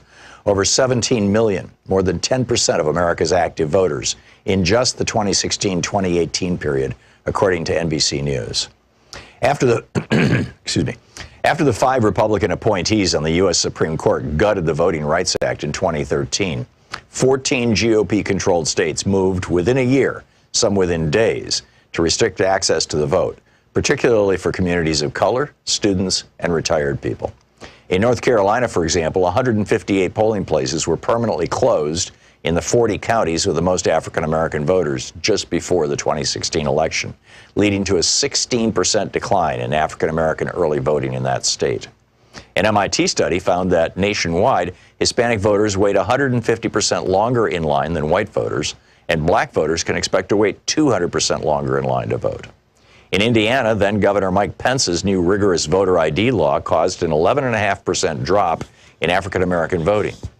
Students are suing for their right to vote, and retired people who no longer drive but care passionately about their Social Security and Medicare are being turned away at the polls by the hundreds of thousands because their driver's licenses have expired. The obvious failure of 40-plus years of Reaganomics and GOP policies to maintain a functional middle class in America has been a problem for the modern GOP. In 1974, for example, the GOP had outright control of only 7 states. The message, elect us and we'll help the rich people, just didn't generally resonate with American voters. It's the reason why, outside of the fluke elections of 46 and 52, Democrats controlled the House of Representatives outright for 3 generations, from 1933 to 1996, and controlled the Senate for most of that time. Desperate to win the presidency for the GOP in 1968, Richard Nixon went so far as to commit treason by torpedoing a peace deal with President Lyndon Johnson that President Lyndon Johnson had worked out with the North and South Vietnamese. According to Abul Hassan Bani Sadr, then president of Iran, Ronald Reagan did the same thing by cutting a deal with Iran whereby they would hold on to the U.S. embassy hostages until after the 1980 presidential election, torpedoing Jimmy Carter's chances of re-election. But in 2000, the GOP changed tactics. After Reagan was almost busted for his part in Iran-Contra, he testified that he had forgotten about details of the program more than 80 times. His growing Alzheimer's spared him an indictment. They realized that getting busted for treason wasn't worth the risk. They needed a plan B, and it was deliciously simple. If most voters don't like what you're selling, then just don't let them vote. Paul Weyrich promoted this idea back in 1980 when he was campaigning for Reagan after co-founding the Heritage Foundation. And indeed, many Republican luminaries, such as William Rehnquist, who went from serving the GOP by standing in polling places and intimidating Hispanic and Native American voters in the 1960s, to becoming Chief Justice of the Supreme Court, rose up through the ranks by participating in Republican-run voter intimidation schemes. Voter suppression became the foundational go-to tactic for the GOP in 2000. Although the GOP attacked Democratic presidential nominee Al Gore with smear and innuendo, ridiculing him for helping write the legislation that created the modern internet, for example, the main thing that got George W. Bush into the White House was voter suppression. His brother, Florida Governor Jeb Bush, and Bush's Secretary of State, Katherine Harris, threw somewhere between 20,000 and 90,000 African-American voters off the rolls. They were able to get the vote close enough that 5 Republican appointees to the Supreme Court functionally awarded Bush the presidency. The BBC covered this in 2001 in 2 major investigative reports that were seen all over the world, except on any American media. By 2016, the Republican Party had fine-tuned its voter suppression and intimidation systems to the point that they ran like well-oiled machines in nearly 30 states. Between the 2012 and 2016 presidential elections, for example, Ohio had purged more than 2 million voters from its rolls, the vast majority, more than 2 to 1, in heavily African-American and Hispanic counties. The 5 Republican appointees on the Supreme Court ruled in 2017 that they could keep it up. And other states have since adopted their new tactic of caging voters. The book, The Hidden History of the War on Voting, by me.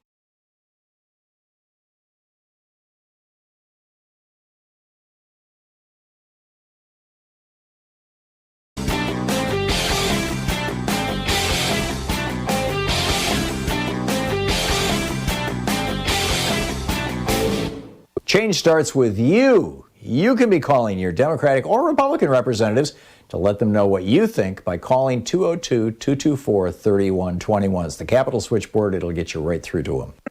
As Senator Angus King, the independent from Maine who caucuses with the Democrats, pointed out recently on CNN, if you take the states that the 41 Republican senators who are filibustering everything the Democrats do, he said, if you take the states that those 41 senators represent, add up all the population together, you get 24% of the American people.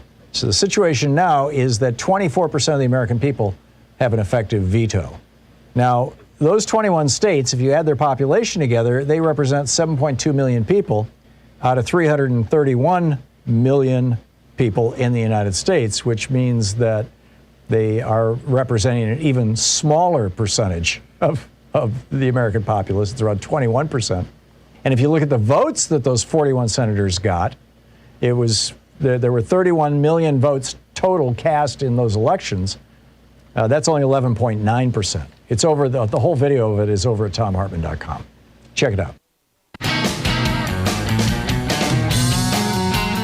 And welcome back. We're talking for the hour, our conversations with great minds with Dr. Mary L. Trump, who has recently launched a new newsletter at marytrump.substack.com. You can tweet her at Mary L. Trump, and is the author, most specifically relevant to this conversation today, with a new book, The Reckoning, Our Nation's Trauma and Finding a Way to Heal. Mary, by coincidence, during the break for the maybe third to a half of our audience that are listening on nonprofit radio stations, during the break, the book report that we ran while our commercial stations were doing news was from John Dean and Robert Altmaier, their book, The Authoritarians, and John Dean's book, Conservatives Without Conscience, is based on that as well. I'm sure as a psychologist you're familiar with this whole idea of authoritarian personalities, and that arguably, according to Altmaier anyway, 20% roughly of any population, any national population, have authoritarian tendencies. Most are authoritarian followers. Occasionally you get authoritarian leaders. I'm curious your thoughts on that, and B, how does that inform our politics and the role in our politics that your uncle has played, and that the Republican Party has been playing over arguably the last 40 years, as starting with Nixon's law and order thing, as they've been taking more and more and more, progressively more authoritarian positions, particularly with regard to, people of color. Oops. Did I not put Mary back on the air? I'm sorry, Mary. You're back on the air. I'm sorry. That's okay. I heard everything you said, though, Great. So we're good. Okay, thank you. It's entirely correct that approximately 20% of any population has authoritarian personality or authoritarian leanings, and as you said, that does not mean that you want to become an authoritarian leader. It means that you're more comfortable being a follower. You prefer the status quo. Change scares you. You like homogeneity. But it's not a political. It doesn't mean you're more reactionary than anything else. So what I think has happened, though, is that the Republicans have gotten quite good at co-opting such people, and the Democrats haven't figured out how to. Now, for example, one of the most diabolical things Donald did was divide us during COVID at a time we most needed to be united. Now, authoritarian personalities like to be the us in an us versus them scenario. A kind, empathetic, smart leader would have been able to bring those people into the camp, so to speak, by saying it's us, America, against this deadly virus. Donald, on the other hand, because he needs division, he thrives on division, made it us, MAGA, Donald supporters, the Make America Great Again crowd, against people of color, people in blue states, Democrats. So, it's not at all just because 20% of the population is authoritarian. They're not hopelessly entrenched in right-wing politics. We just need to figure out how to talk to them more effectively. What would be your suggestion to Democrats about how to talk to those Americans, that 20% of Americans who really just want, strong daddy or mommy in charge? Yeah, that's a lot harder to do now because one, the Donald made it so clear that the only way for them to be considered viable was to support him wholeheartedly. We have Fox News spreading his propaganda, spreading their own propaganda. We have the situation in which they're responding more to conspiracy theories, no matter how insane, other than rational thought. So it's not a quick fix. I think the first, most obvious thing Democrats need to do is make the American people's lives better, and they need to act like they're in charge because they are. But the clock is ticking. Time is running out. You were talking earlier about the incredible statistics the data regarding what a small minority has veto power over the rest of us.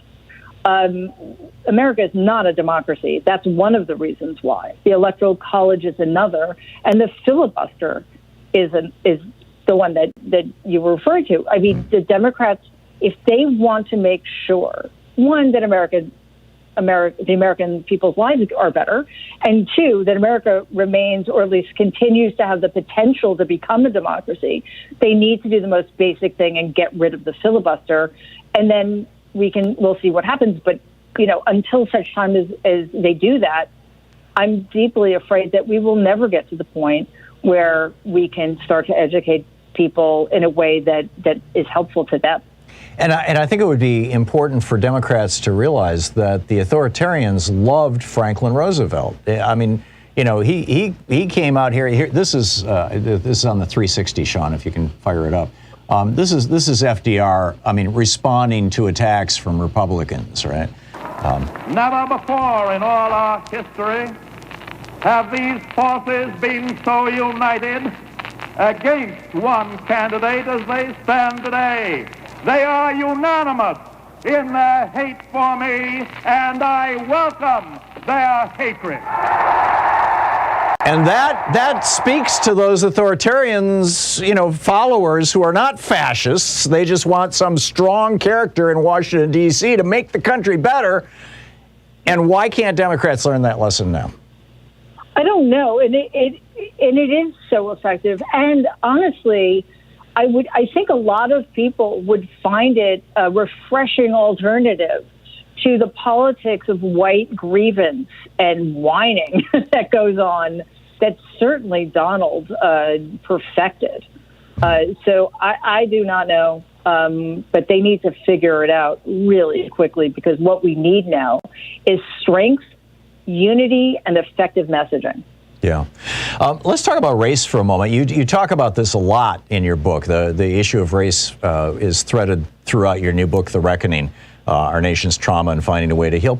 Of course, that's one of the largest and deepest scars in our national psyche throughout history. Let me back up a little bit. There was a study that was published a couple of years ago that really got my attention. I'm guessing you probably saw it. Where they had taken white rats and black rats, just lab rats that have been bred to have white fur or black fur. And they created this plastic tube. It was about 8 inches long and about 3 inches in diameter that had a door that could easily be opened from the outside but not from the inside. And so it was like a trap that could be opened from the outside by a rat. They put a black rat in that and put that clear plastic tube in a cage with a bunch of white rats, and the white rats didn't try to rescue the black rat as much as he tried to get out. They reversed it, with reversed the race, as it were, of the rats. Same deal. Then they took, in the next generation of rats, when the next litters of rats were born, they took half the black pups from the black mother and had the white mother nurse them, and took half the white pups from the white mother and had the black mother nurse them. And then, so all these black and white rats grew up together, literally. Mm-hmm. And then they repeated the experiment, and this time, regardless of what color the fur of the rat was, the rats tried to help the rat of the same, help the rat escape. Whereas before, they had only helped the rats of the same colored fur escape. And they had they'd seen this differentiation. Do you see a parallel between that study and how we're dealing with this in the United States? I mean, we tried this with busing back in the 70s. Let's just push people together. And I think it actually did some good, but now our schools are more segregated than they were in 1968. What do we do about this? Yeah, well, yes, it's a fascinating study, and the one takeaway is that race is a construct even for lab rats. That's right. Right. So I don't know that we've ever tried hard enough, because yes, busing was a potentially effective way, but remember, it was all a one-way street. only black children were bused to white schools. White children were not bused to black schools because black schools, because of the system, were inferior because they weren't funded properly. Entirely for reasons having to do at the governmental level. Well, it's why we pay for schools with property taxes. I mean, that goes back to the 1890s, and the whole point was keep the poor neighborhoods with crappy schools. That's right, and we will never have equity and adequacy in this country if that continues. It's despicable. I've always found it despicable. Don't understand it at all. But that's the way it is right now, and we also need to understand, as you do, that segregation of neighborhoods and schools isn't de facto, it's de jure. And right now, that's the case. Right. It's at the government, local, state, and federal level, neighborhoods and schools are segregated intentionally.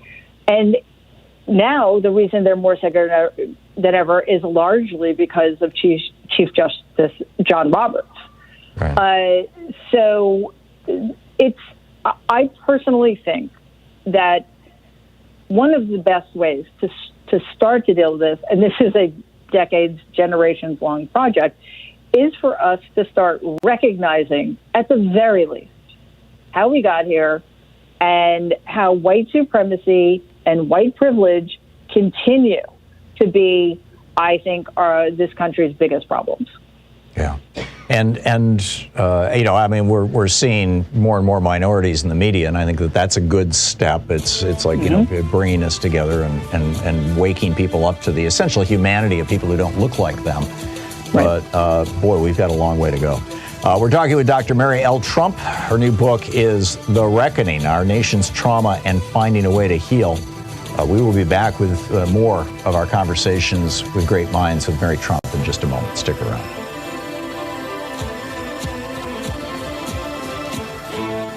You're listening to Thom Hartmann. Visit ThomHartmann.com for audio and video archives. And check out Mary's newsletter at marytrump.substack.com. And you can tweet her or reach her on Twitter at Mary L. Trump.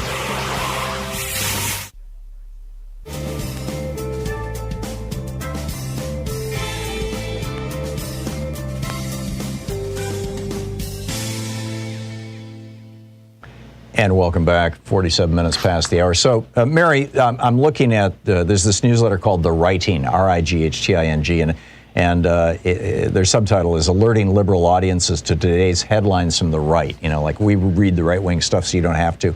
Here are some of the headlines from the last 24 hours from major right-wing sites like WorldNet Daily and the Washington Free Beacon and Big League Politics and the Federalist and the Daily Caller and the National Review. 5 dead in Waukesha, thanks to the left.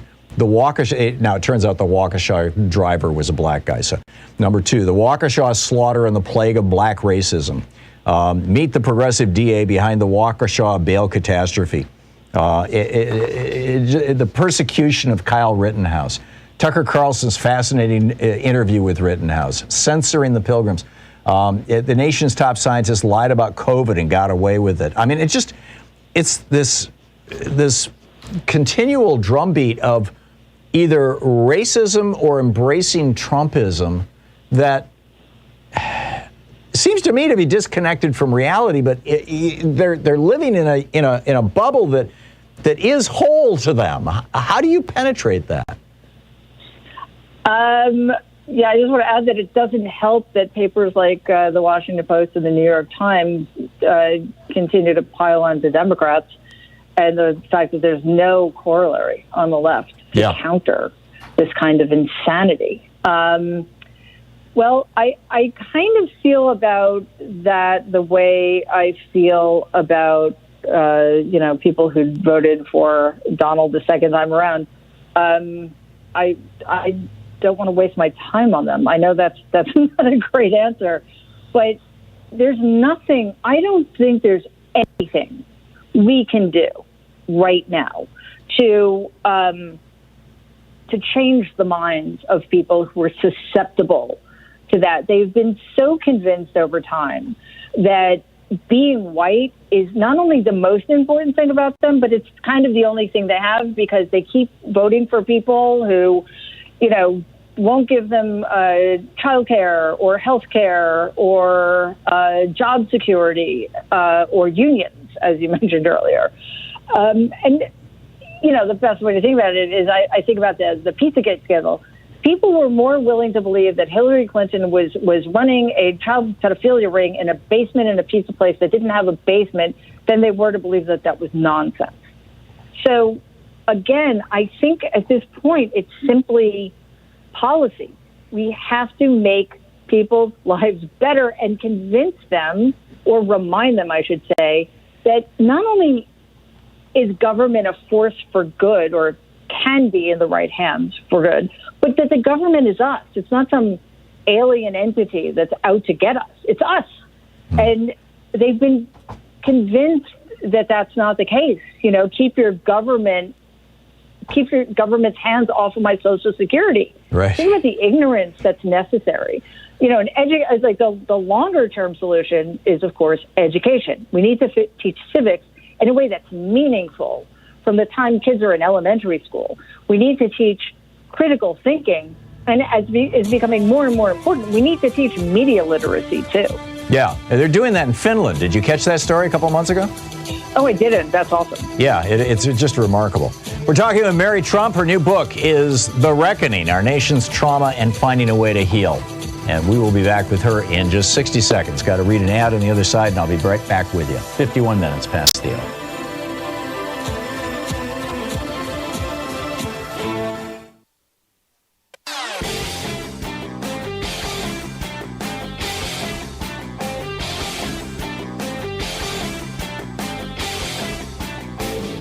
Missed my opening rant today? It's usually published over at HartmannReport.com, where you can read it and share it with your friends for free. Check it out, HartmannReport.com. Ahead of the United Nations Climate Summit, there is a new dump of documents that's just breathtaking.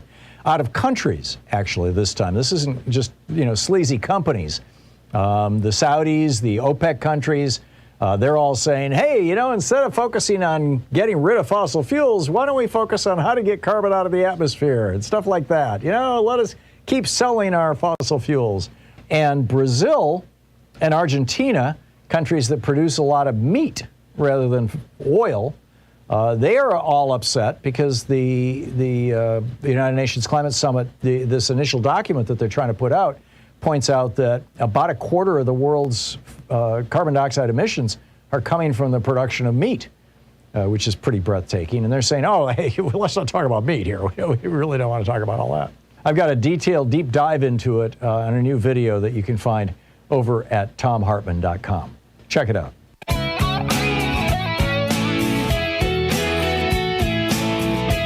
Welcome back. We're talking with Mary L. Trump, author of The Reckoning, Our Nation's Trauma and Finding a Way to Heal. You can find her newsletter at marytrump.substack.com, and you can tweet her at Mary L. Trump. Mary, your book is titled The Reckoning, and the subtitle, Our Nation's Trauma and Finding a Way to Heal. Let me, in the last 5 minutes or so that we have here, let me just toss this to you. What is our nation's trauma, and how do we find ways to heal? What is the reckoning?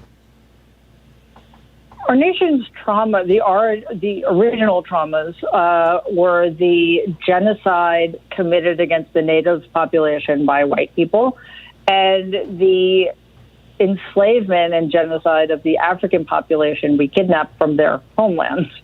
And the reason the impact of those things continue to be operative in American society is because not only have we never atoned for them, we barely acknowledge them. So white supremacy has continued to be an enormously influential belief system in American society, white society in particular. And it's also now a major platform in one of our two major political parties. As you said, there aren't dog whistles anymore. It's just blatant. You need to prove your racist bona fides in order to be a Republican. And the other reason I think that the traumas have been perpetuated over time and that people have become more and more susceptible to accepting criminality and anti-constitutional behavior in their leaders is because America has never held powerful white men accountable for anything, starting with Robert E. Lee, who, by the way, not only was a general for the Confederacy and a traitor to his country, but he owned and tortured human beings, was never punished sufficiently. He became president of Washington University after the Civil War, which was renamed in his honor posthumously, and then Gerald Ford pardoned him in 1974. I mean, it's just absolutely insane.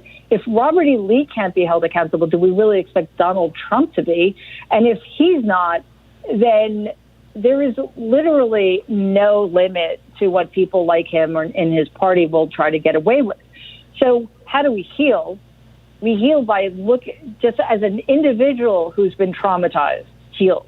You face the truth about your trauma. You recognize it. You have to get to the point where even though, I'm not responsible for slavery. You're not responsible for slavery. But we have to recognize the ways in which we have benefited from a system that continues to preference white privilege. Because if we don't, the problems continue. So we need to look in the face and say, okay, I'm part of the problem. What can I do to change it? We need to do that as individuals. We need to do that as a country. And we need to do it as soon as humanly possible. And we need to stop pretending that it's in the past. As Brian Stevenson of the Equal Justice Initiative said, slavery didn't end in 1865. It just evolved. Yeah, well, it's actually still legal in the United States according to the 13th Amendment. You just have to do it under color of law. Somebody who's been convicted of a crime can still be held in slavery and frankly are all across the United States. Absolutely. It's an absolutely extraordinary. The book is brilliant. It's called The Reckoning, Our Nation's Trauma and Finding a Way to Heal.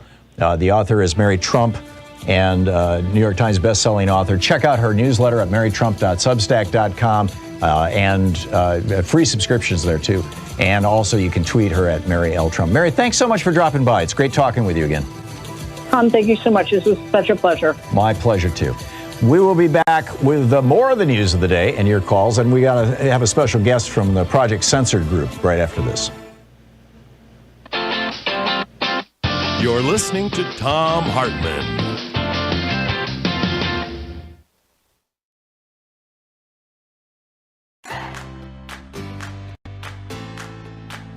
These companies support the Thom Hartmann Program. They are HelloFresh, the #1 meal kit delivery service. More info at HelloFresh.com, code TOM. CB Distillery, CBD for sleep and pain relief. More info is available at cbdistillery.com, code TOM. Ground News, a well-rounded perspective for newsreaders. More info at ground.news/Tom. Angie, for any project on your to-do list. More info at Angie.com. Dinovite, a whole food supplement for your pet's immune system. More info at Dinovite.com. And ExpressVPN, the VPN that just works. More information at expressvpn.com/Tom.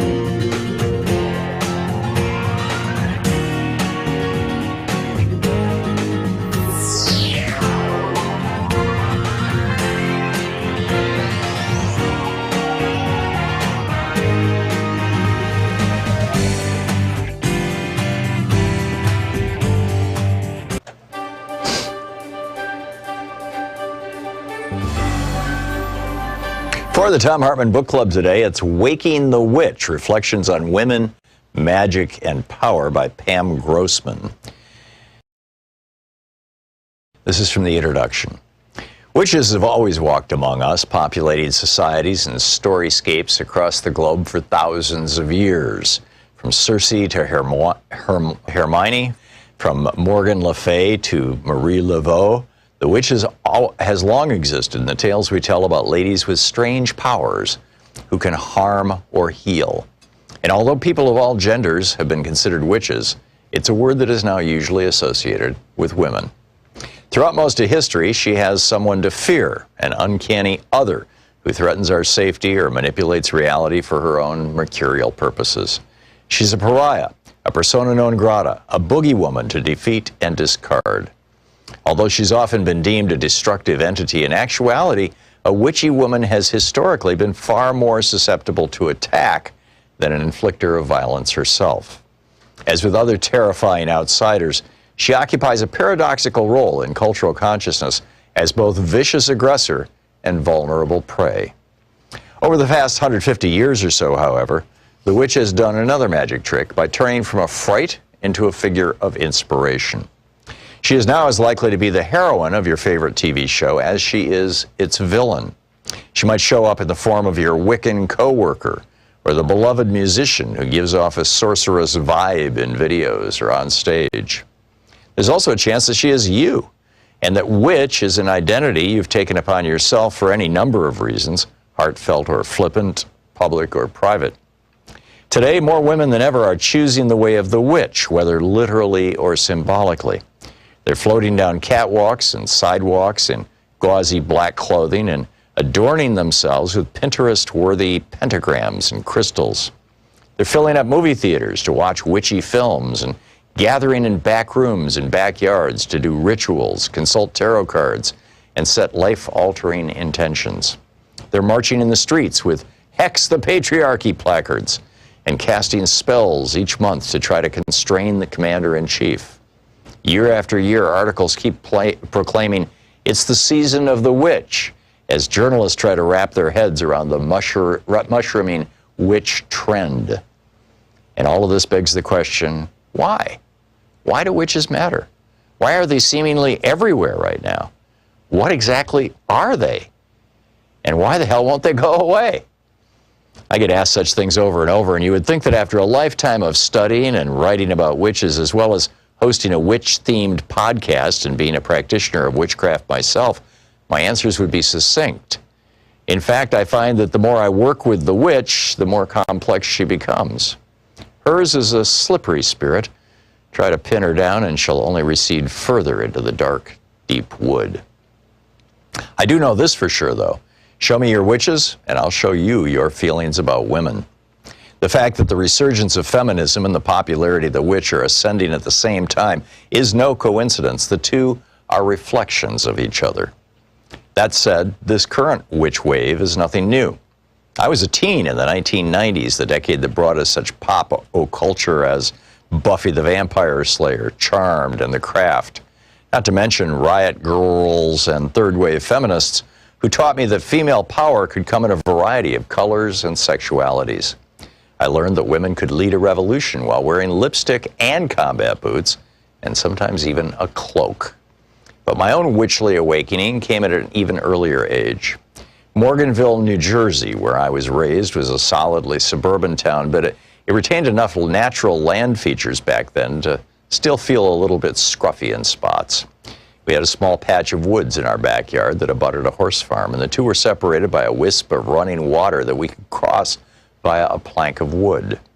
When we were little, my older sister Emily and I would sometimes venture to the other side where we could feed the horses, an act that still scares me to this day, and pick fistfuls of clover. But the majority of our time was spent on our side of the stream, threading ourselves through the thicket of trees that served as our personal forest. In one corner of the yard, a giant puddle would form whenever it rained, surrounded by a border of ferns. We called this spot our magical place. That it would vanish and then reappear only added to its mystery. It was a portal to the unknown. These woods are where I first remember doing magic, entering that state of deep play where imaginative action becomes reality. I would spend hours out there creating rituals with rocks and sticks, drawing secret symbols in the dirt, losing all track of time. It was a space that felt holy and wild, yet still strangely safe. As we age, we're supposed to stop filling our heads with such nonsense. Unicorns are to be traded in for Barbie dolls, though both are mythical creatures to be sure. We lose our tooth fairies, walk away from our wizards. Dragons get slain on the altar of our youth. Most kids grow out of their magic phase. I grew further into mine. My grandma Trudy was a librarian at the West Long Branch Library, which meant I got to spend many a long afternoon lurking between the 001.9 and 135 Dewey Decimal sections, reading about Bigfoot and dream interpretation in Nostradamus. Waking the Witch by Pam Grossman.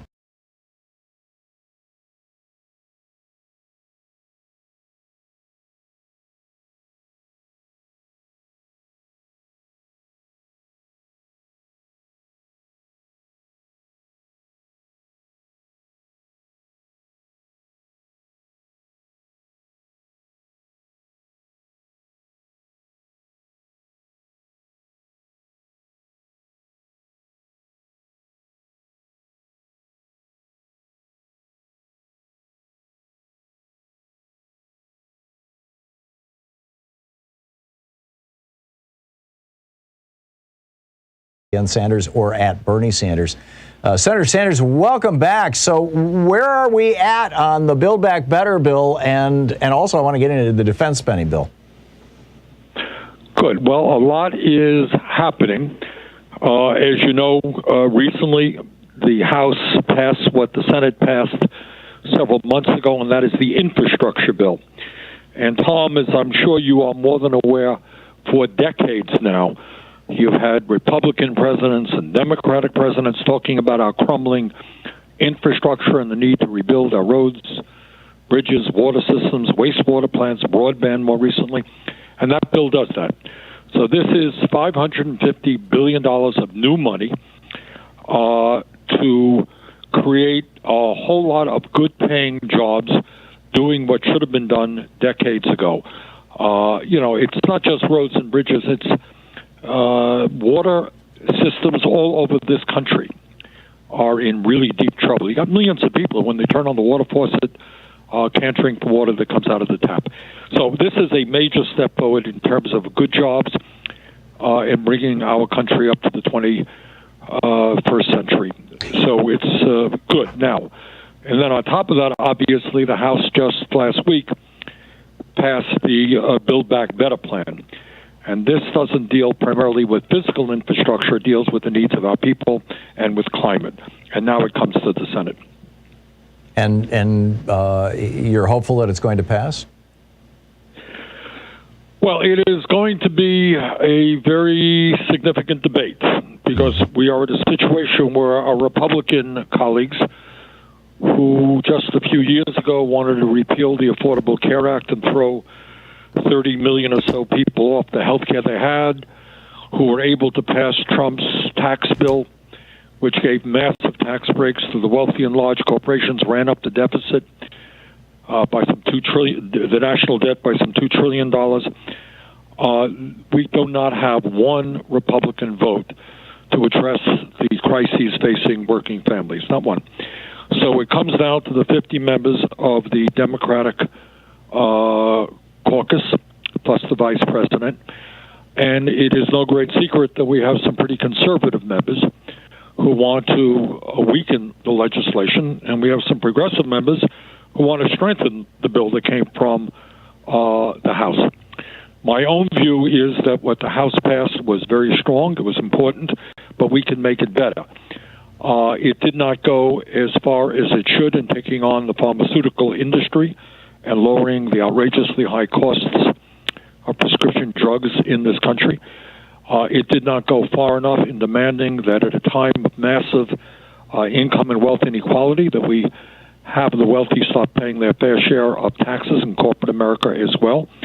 I believe that in this day and age, in the richest country on earth, we should expand Medicare not only to cover hearing aids, which was in the House bill, but to cover dental care and vision as well.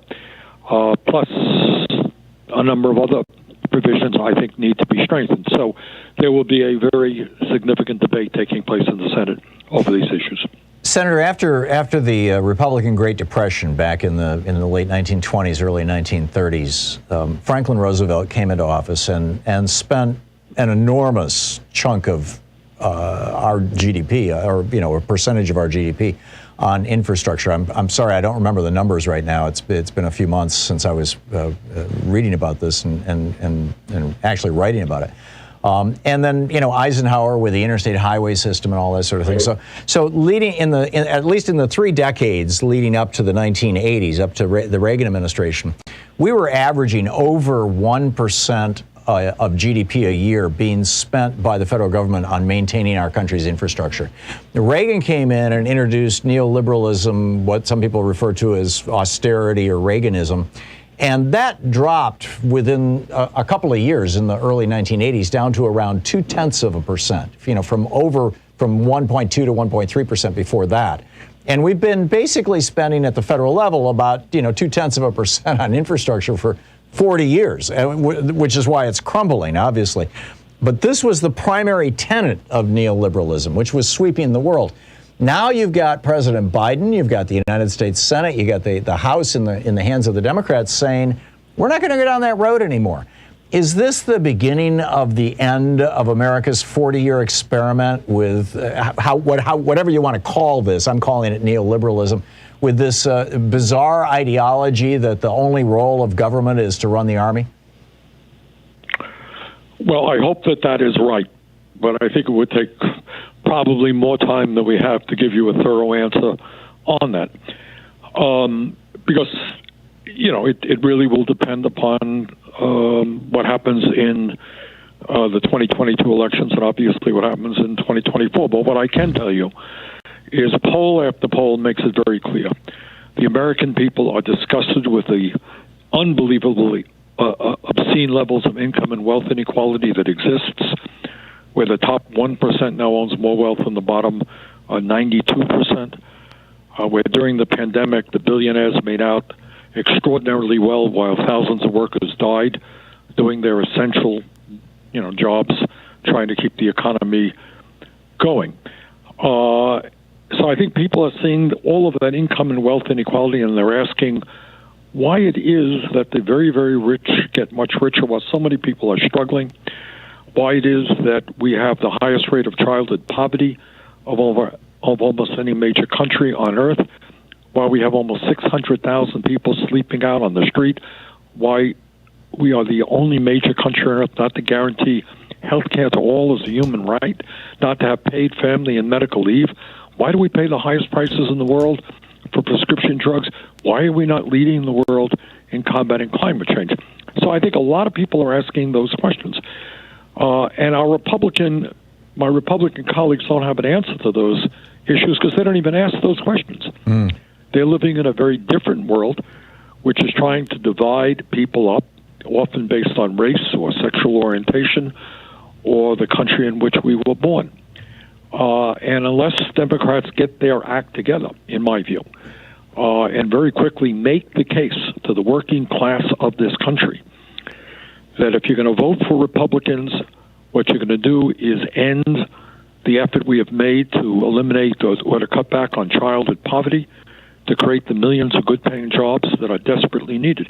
We've got to make that case a lot stronger, I think, than we have. But, that's where we are. Two of the things that polled really well coming out of the 2020 election and that Donald Trump exploited were the decriminalization of marijuana and I think far more importantly, so-called free trade, moving our jobs overseas. This is something that you and I have been talking about since, for 2 decades on this program. And you and Sherrod Brown have been real champions in trying to bring our jobs back home. And now I'm seeing, kind of Republicans get ahead of this. We've got a Republican in the House who has introduced a bill to decriminalize pot at the federal level. That's very popular. We've got Republican, it was Donald Trump who came out in 2016 and said the unmentionable for the last 40 years that our free trade policies were a disaster. Where are the Democrats on these issues? Well, look, Tom, it is no great secret. I mean, my view is that the Democrats have not been, and you've heard me say this for a long time, as strong as they should be, to say the least, in standing up for the working class of this country. No question about that. Republicans are worse. And they are hypocrites. You know, they talk about being the party of the working class. And in fact, you know, time after time after time, all of their efforts go to protect the wealthy and the powerful.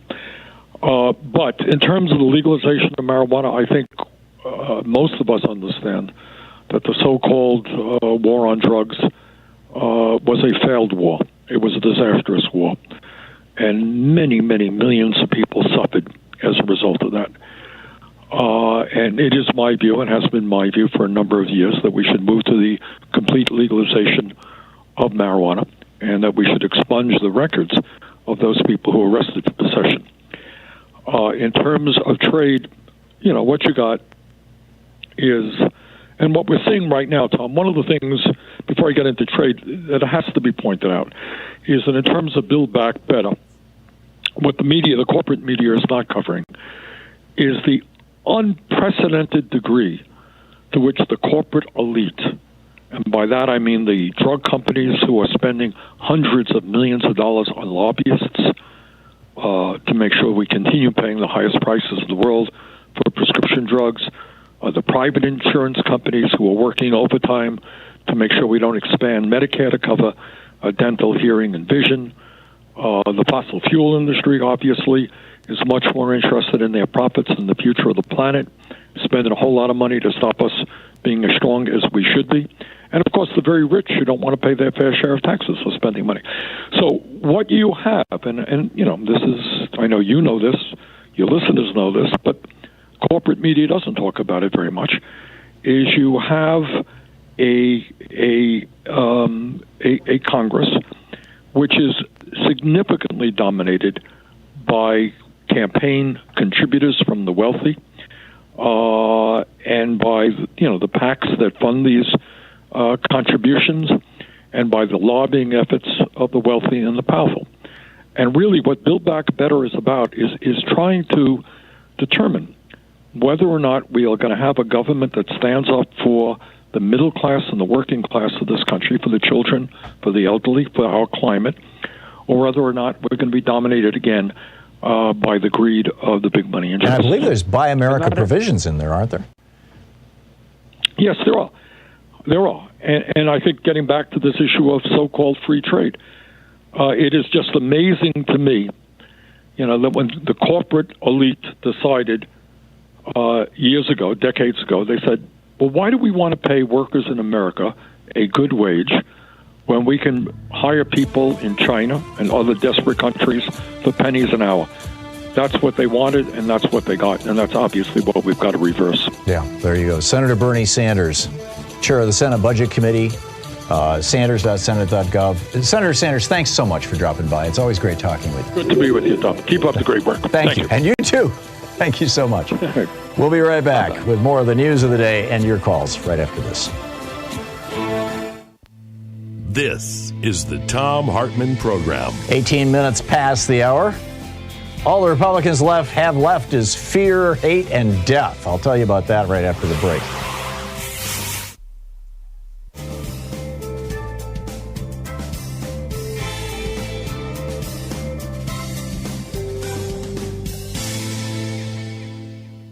And welcome back. 18 minutes past the hour. Jessica in Chicago. Hey, Jessica, thanks for watching us on Free Speech TV. What's on your mind today?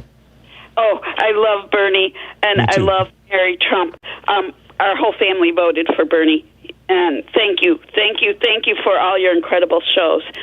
I did some checking up on the internet after that judge ruled out the gun law for the Rittenhouse trial. Right. And he broke many, many laws. And I wonder...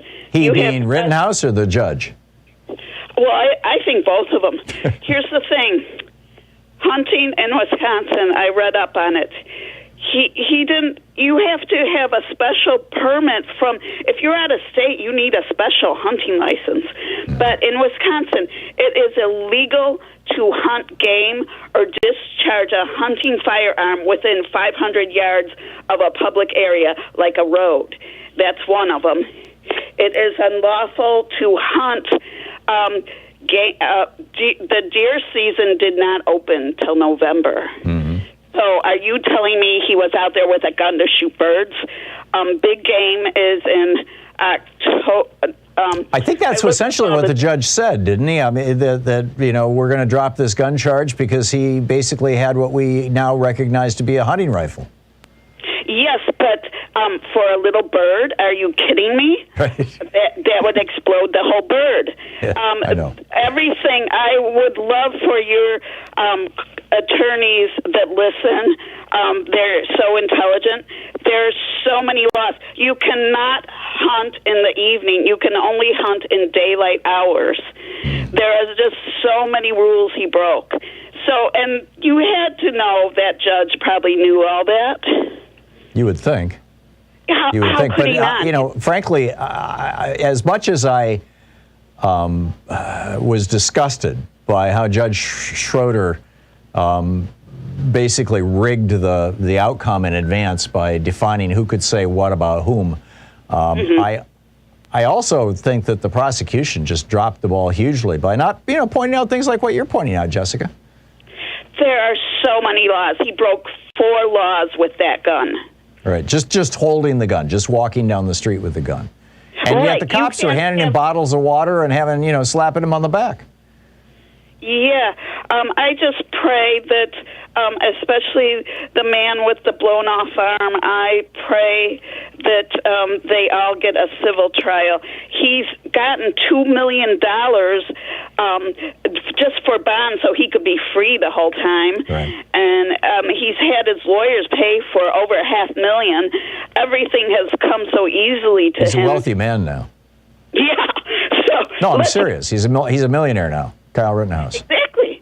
So let's have some civil trials, and I really hope that those families win. Yeah, I'm guessing, particularly given that the standard of proof for a conviction is much lower in a civil trial than it is in a criminal trial. But I think the criminal trial was just absolutely badly handled, both by the judge and by the prosecution. It's just a tragedy. I agree with the family of Anthony Huber, who said that, what this does is it sends the message that it's okay to take a gun into a protest, provoke other people with that gun, and then kill them and claim self-defense, which is, in my opinion, what happened here. Jessica, thank you for the call. It's 22 minutes past the hour. We'll be back in just a moment.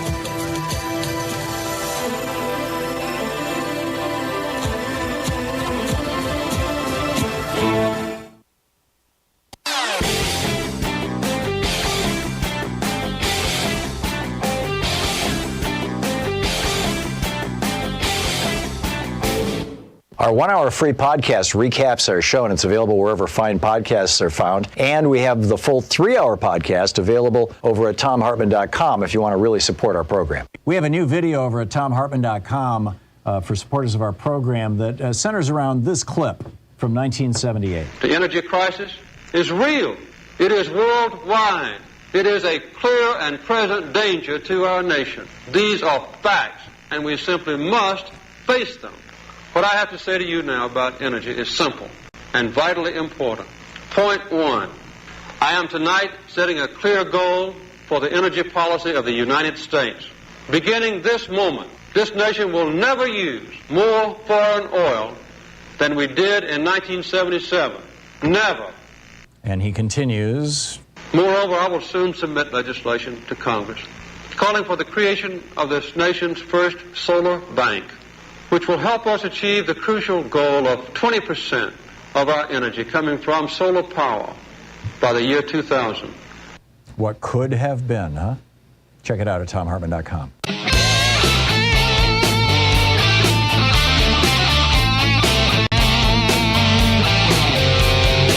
And welcome back. I did want to flag one other thing. Yesterday, I didn't get into my rant yesterday that I published over at HartmannReport.com because we spent the whole 3 hours talking with Lamar Waldron about the Kennedy assassination. But the op-ed that I wrote yesterday is titled, "The GOP Now Stands for Trolls, Vigilantes, and Death." And I think one of the most important points that I made in this article, and I really want to focus on it or highlight it, as it were, is that vigilantism typically comes about from one of two reasons. The whole vigilante movement started in the United States, or before it was the United States. It started back in the 1700s, 16 and 1700s, when as white communities would occupy greater and greater areas of formerly Native American lands, they hadn't yet created governments.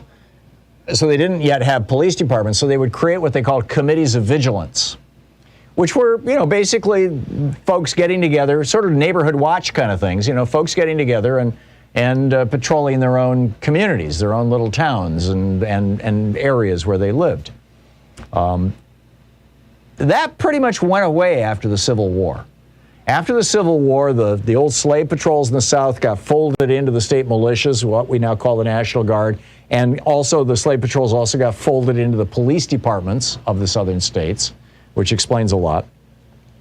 But these days, it's almost, vigilantism is not an actual attempt to protect, typically is not actually an attempt to protect a community from perceived danger, because now we have professional police forces. Instead, today, vigilantism, what you saw with Kyle Rittenhouse, taking a gun to a protest, is typically a conservative response to cultural change. Conservatives, by definition, don't like society changing. And our society is getting less white and more accepting of gender identity minorities, more accepting of racial minorities, more accepting of religious minorities. And this is something that white supremacists just can't tolerate or won't tolerate. And therefore, we're having a rise of a different kind of vigilantism from the old committees of vigilance. This kind of vigilantism is more similar to, and in fact, I'd say in many ways identical to, the Ku Klux Klan. They just go by different names today, and they wear different kinds of uniforms, and they're not afraid to show their faces. But that's what we're dealing with here, is the 2021 version of the Klan. We'll be right back. You're listening to the Thom Hartmann Program. Call 202-808-9925. That article's over at HartmannReport.com, by the way. It's titled "The GOP Now Stands for Trolls, Vigilantes, and Death." I think you'll find it fascinating. We'll be back with your calls after this.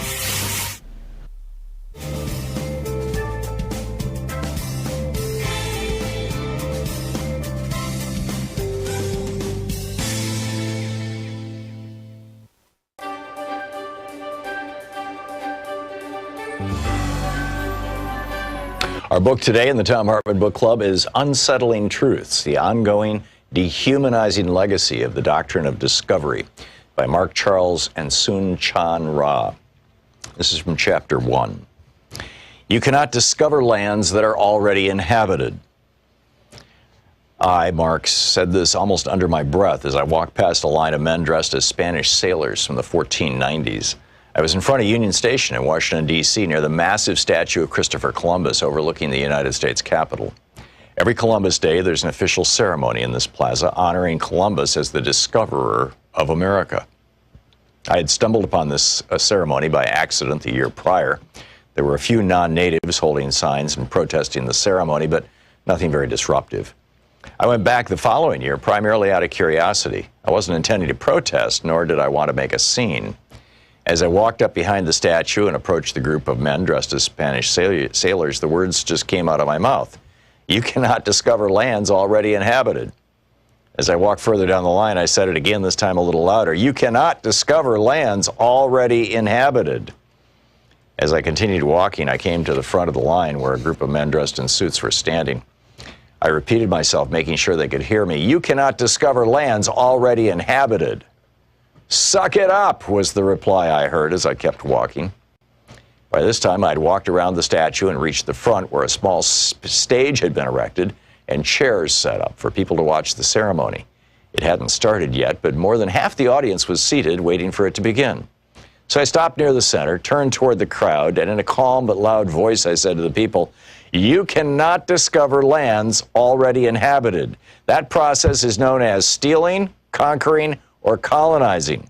The fact that America calls what Columbus did discovery reveals the implicit racial bias of the country, that Native Americans are not fully human. Quickly, one of the white men dressed in a suit walked over and interrupted me. "You are not welcome here," he said as he grabbed my arm and began walking me away. I attempted to explain the inappropriateness of both celebrating this holiday as well as hosting this ceremony, but instead of engaging in conversation, he threatened me with arrest and escorted me from the area. As I walked away from the gathering, I was amused at his words and the irony of their context. A white man participating in a public ceremony honoring Christopher Columbus as the discoverer of America, telling a native man he was not welcome in that space. How did a flawed assumption about the place of the indigenous population in U.S. society become normative? How are assumptions so deeply ingrained in the American psyche and imagination that dysfunctional and oppressive actions emerge? How did a dysfunctional idea and worldview form that allows for the displacement of native bodies? One of the explanations for the formation of this dysfunctional worldview is the doctrine of discovery. The doctrine of discovery is a set of legal principles that govern the European colonizing powers, particularly during the administration of indigenous land, regarding the administration. It is the primary legal precedent that still controls native affairs and rights, and international law formulated in the 15th and 16th centuries. From a theological perspective, the legal and political role of the doctrine of discovery is rooted in a dysfunctional theological imagination that shaped the European colonial settler worldview. The doctrine emerged from a series of 15th century papal bulls, which are official decrees by the Pope that carry the full weight of his ecclesiastical office. On June 18, 1452, Pope Nicholas V issued the papal bull Dum Diversus, which initiated the first set of documents that would compose the doctrine of discovery. The official decree of the Pope granted permission to King Alfonso V of Portugal, quote, to invade, search out, capture, vanquish, and subdue all Saracens, Muslims, and pagans whatsoever, and other enemies of Christ wheresoever placed, and the kingdoms, dukedoms, principalities, dominions, possessions, and all movable and immovable goods whatsoever, held and possessed by them, and to reduce their persons to perpetual slavery, and to apply and appropriate to himself and his successors the kingdoms, dukedoms, counties, principalities, dominions, possessions, and goods, and to convert them to his or their use and profit. End of quote from Pope Nicholas's papal bull of 1452. Dum Diversus would identify the Saracens, a common term for Muslims at the time, and pagans, essentially identifying any non-Christians as others, as those who could be targeted for, quote, perpetual slavery. The papal bull intentionally used language that identified those outside the European Christian world and enforced the Western theological imagination of non-Europeans as other. The Portuguese took these ecclesiastical statements to heart and perpetrated the slave trade from the African continent to the European and the American continents. As a Christian ruler, the King of Portugal would have power endowed from the church to take possession of the other as slave labor from the continent of Africa. The pagan African body was just another commodity to be taken for the pleasure and profit of the European Christian body, the one made most fully in the image of God. In the January of 1454, Pope Nicholas authored another bull. The book is Unsettling Truths by Charles and Ra.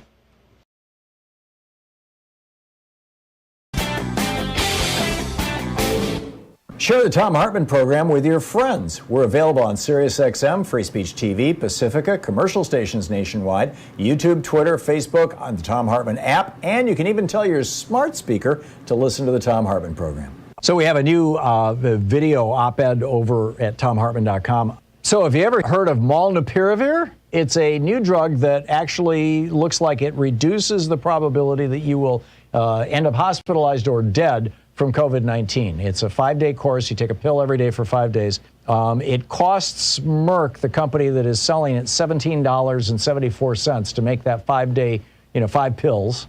And they are selling it to you and me, to the federal government, for $712 per 5 pills, per, treatment course. And you say, what? And here's where it gets really interesting. The Defense Threat Reduction Agency, which is part of the Department of Defense, provided $10 million of funding to Emory University to develop this drug, and $19 million in additional grants came from the National Institutes of Health. We paid to develop this drug, and now we're going to pay $700 for it? Really? Check it out. There's a video over at thomhartmann.com all about it.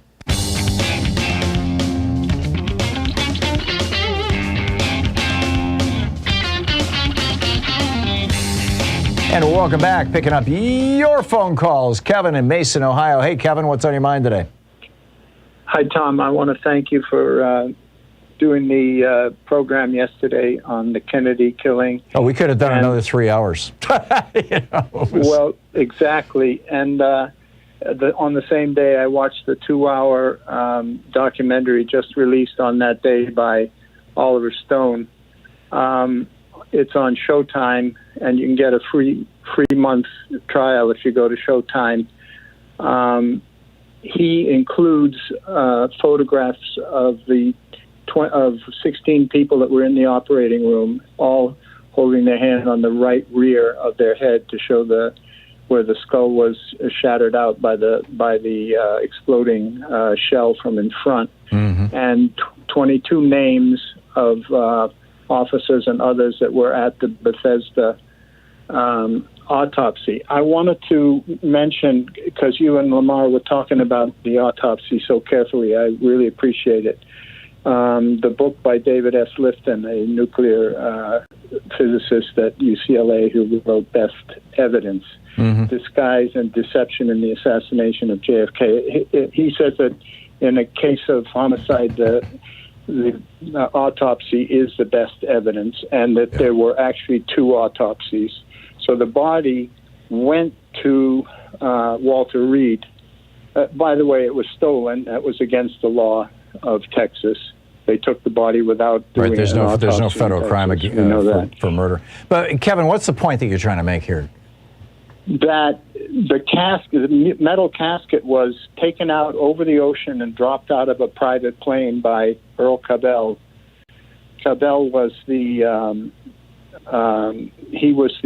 mayor, brother of the deputy. Yeah, Kevin, you're into stuff that I frankly don't know about. I'm sorry. What I found and that got us going down this crazy thing was this document that we got at the Kennedy Library in Boston that was signed by Al Haig. That basically it was how to cover up if somebody from Cuba assassinates an American official. And this was part of it. Seize the body and make the autopsy ambiguous. And in my opinion, that's what these guys did. Kevin, thank you for the call. Paul in Woodinville, Washington. Hey, Paul, what's on your mind today? Yeah, Tom. So these gun trials, or these Kyle Rittenhouse and the trial in Georgia, this is more than about vigilantism, and of course this much started with the Trayvon Martin case, but sure. This is leading to intimidating us and obstructing our right to vote.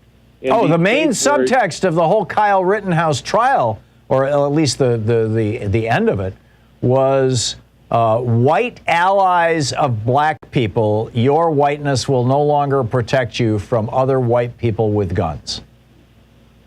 Yeah, well, because well, Tom, remember in the Reagan era, it was, what about the victims' rights? Liberals are soft on crime, and they always want the rights of the accused. What about now a white guy with a gun is a victim because he has to defend himself against somebody who, by the way, there's a evidence missing here, which is the person that's dead saying, I feared for my life. So I might have wanted to disarm this person. So basically I was dead because he felt that I might defend myself against him. But what this is laying the groundwork for, Tom, is these state legislatures can make these kinds of laws where it's very difficult to convict somebody like Kyle Rittenhouse of murder, so that they can instigate and antagonize at the polling places and send the Proud Boys to create incidences. And if even one person in the country, if one of these happened at a polling place next year, a lot of people would be intimidated not to go to the polls to vote. Yeah. And this all comes up, by the way, Tom. I want you to read a case, please. It's the United States versus Cruikshank, C-R-U-I-K, it's Cruikshank.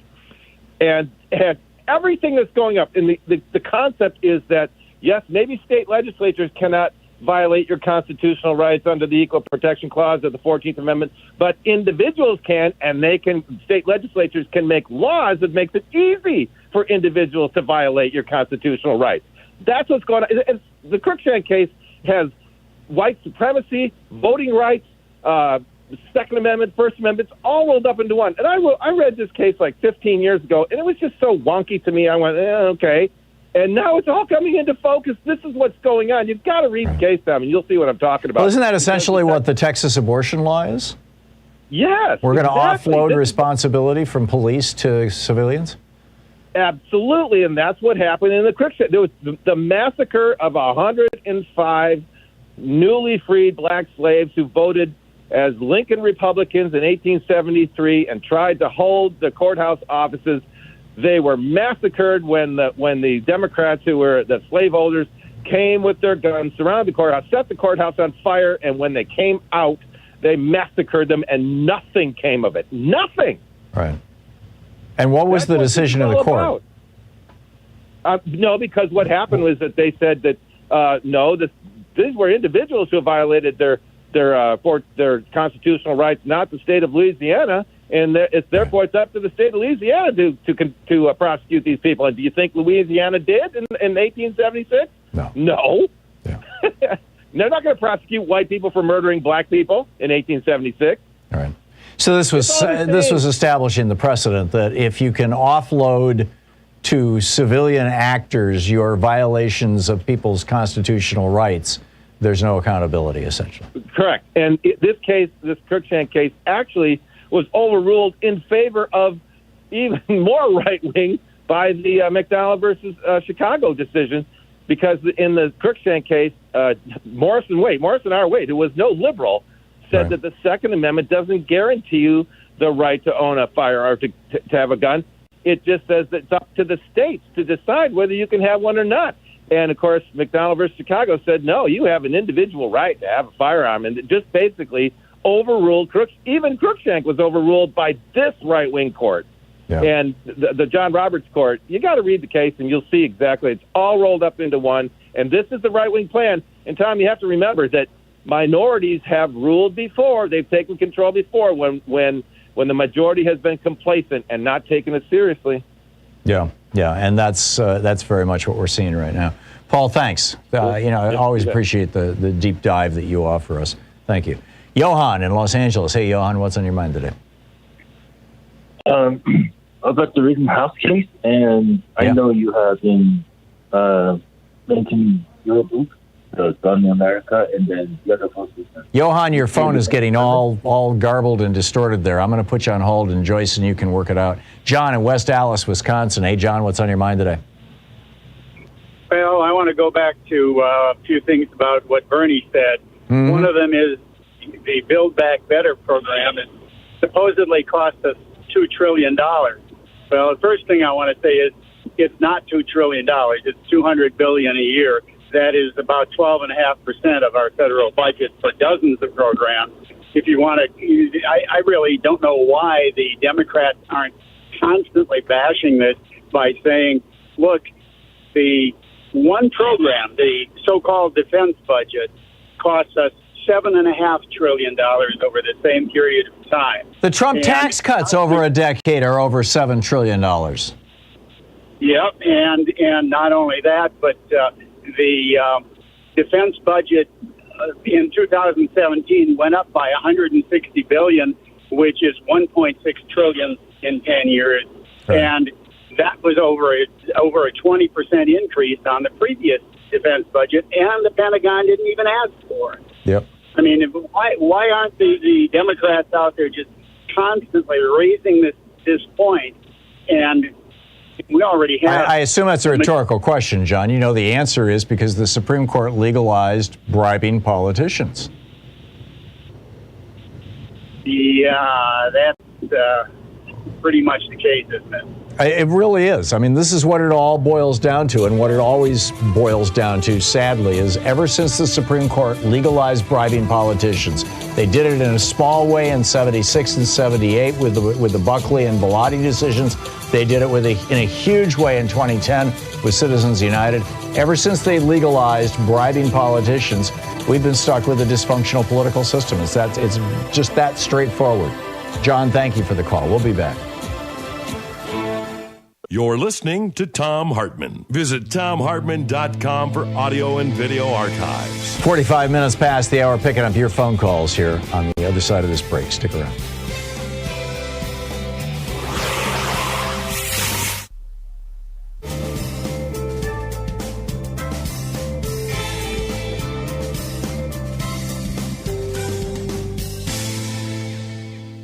And welcome back. Johan, let's try it again. Yes, sir. What will it take to repeal the Second Amendment before we reach the Supreme Court? To repeal the Second Amendment would require an act of Congress with a supermajority in both the House and the Senate, and then the endorsement of, I believe, 34 states, 3/4 of the states. Is it 3/5? I believe it's 3/4, but you know, because essentially you'd have to go through the same process. You'd have to go through the same process to put into place a constitutional amendment as you would to amend a constitutional amendment, because you're amending the Constitution. That amendment is now part of the Constitution. So what you're talking about is amending the Constitution. A much easier way to do it would be to simply pass a law saying that Congress believes that the Second Amendment was speaking of state militias, and therefore states can decide who can be in their militia and who can have a gun. And, you know, I mean, going back to the pre basically Heller, certainly, and maybe pre other Supreme Court decisions, you know, conventional wisdom that the Second Amendment was there so that states could have militias, you know, in order to protect the state and in order to protect the federal government, should that state be a militia be called up, as is provided for in Article 1, Section 8 of the Constitution. So did I answer your question? Yeah, but do you think ever will be repealed? No. But I think that it's possible that a different Supreme Court could interpret it differently. I don't think that's going to happen, you know, probably this decade. And it could happen that Congress could, you know, really take a bite out of it. And that's what I hope happens. Johan, thanks for the call. Carol in Eureka, Montana. Hey, Carol, what's up? Hey, I've been listening to the little blurb that you've been playing about Jimmy Carter and long ago, if we would have stuck the course, you know. And I just wanted to bring up that in 1978, I built my very first house, and that was when Jimmy Carter was offering a 100% investment tax credit if I put solar panels on my roof. And so I did. And it was for hot water, and it worked great. And at that point in time, it was $1,700, and it was like taking it out of one pocket and putting it in another, because I didn't have to pay that much in tax.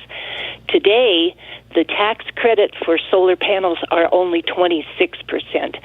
So what I'm hoping is that your listeners will rally around and communicate with President Biden and urge Congress or whoever to up the ante on that and get it back to where it belongs at 100%, which would really make a huge difference in getting this whole solar thing jump-started, I think. Yeah, I am absolutely with you, Carol. When Louise and I were going to move to Vermont in 2001, I think it was, no, 97, we looked at dozens of houses around the state before we settled on the place where we ended up. And we kept finding these houses with these old solar water heating arrays, and they were all built in 1978 or 79. Every single one of them, or 79 and 80, whatever the years were. And it was because of what you're talking about. And then you know, all the ones built after that was all gone because Reagan came in and he did away with it. Carol, thanks. I agree with you, and we need to push for this really hard. We need a better subsidy, as it were. We'll be right back. Stick around.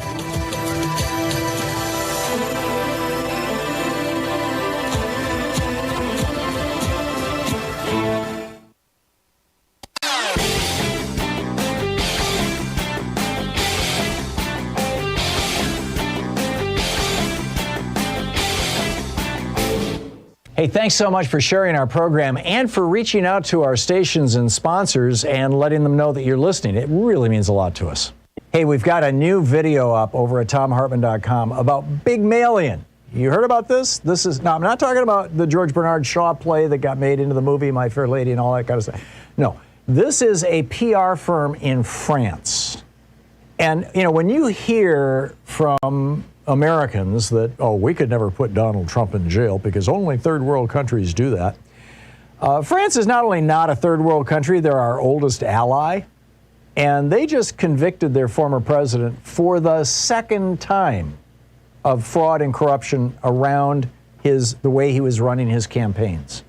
Nicolas Sarkozy, they just convicted him a second time. Now, he's appealing both of them. He's, you know, walking around with an ankle bracelet. But, you know, I've got all the details on this video over at ThomHartmann.com. You can check it out. But, you know, again, next time somebody says, we can't put Trump in jail, tell them, hey, France did.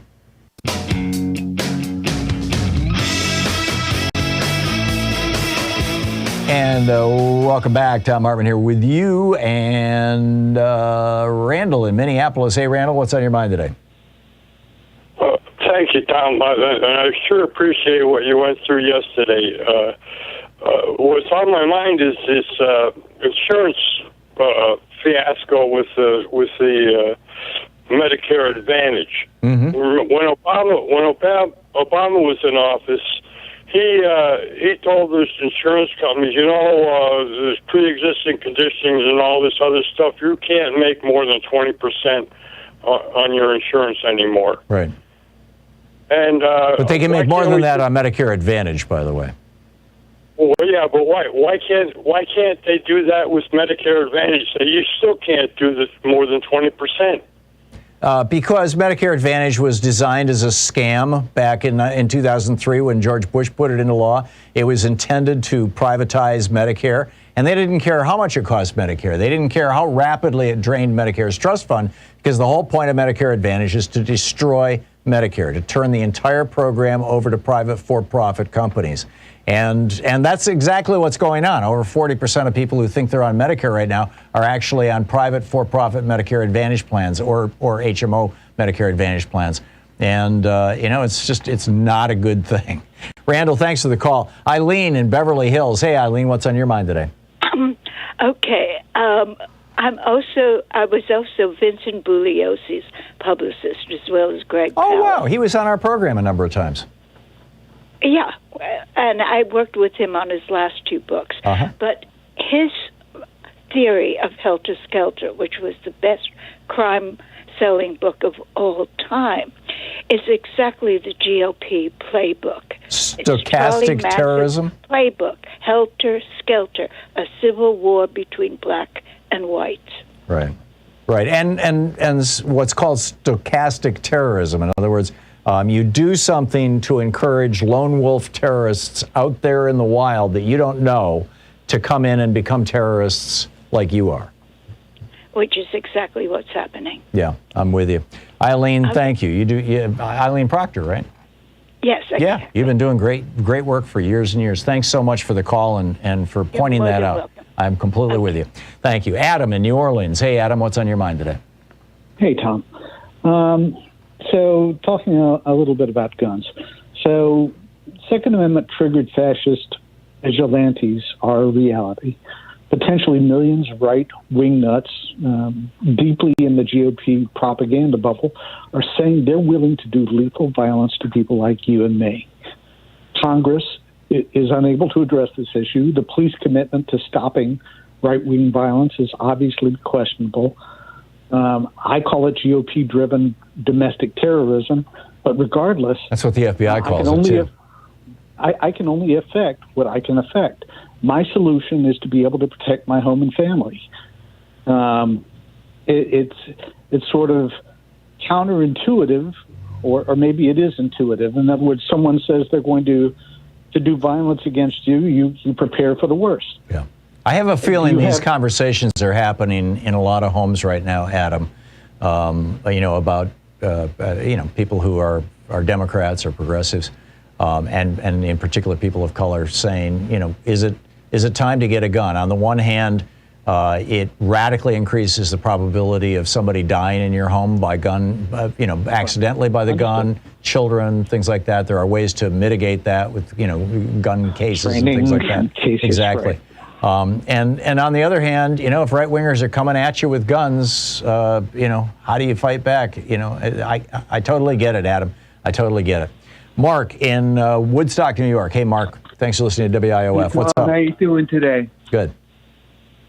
It was great hearing Bernie on your show today. I went to the same high school in Brooklyn, New York as Bernie did. He's a couple of years older than me. Yeah.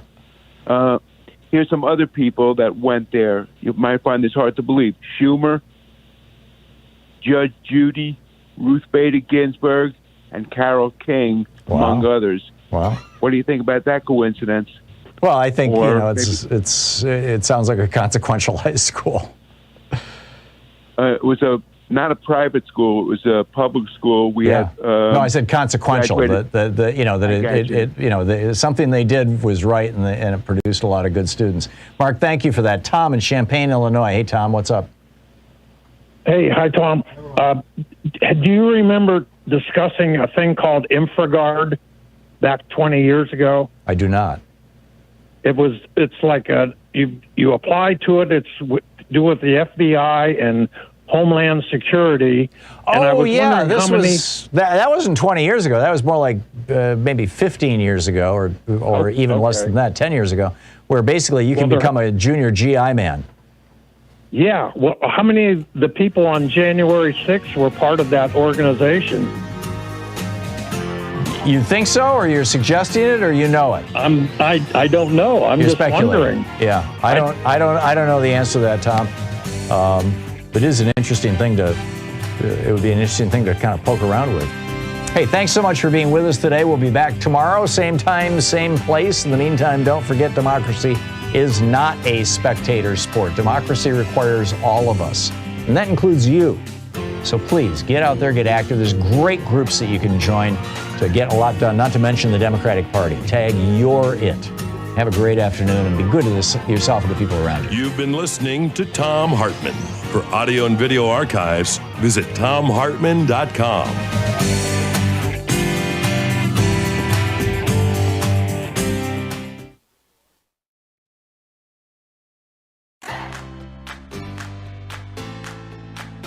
These companies support the Thom Hartmann Program. They are HelloFresh, the #1 meal kit delivery service. More info at hellofresh.com, code TOM.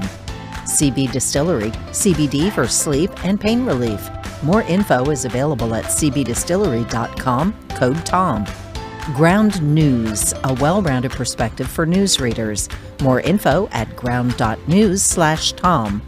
Angie, for any project on your to-do list. More info at Angie.com. Dinovite, a whole food supplement for your pet's immune system. More info at Dinovite.com. And ExpressVPN, the VPN that just works. More information at expressvpn.com/Tom.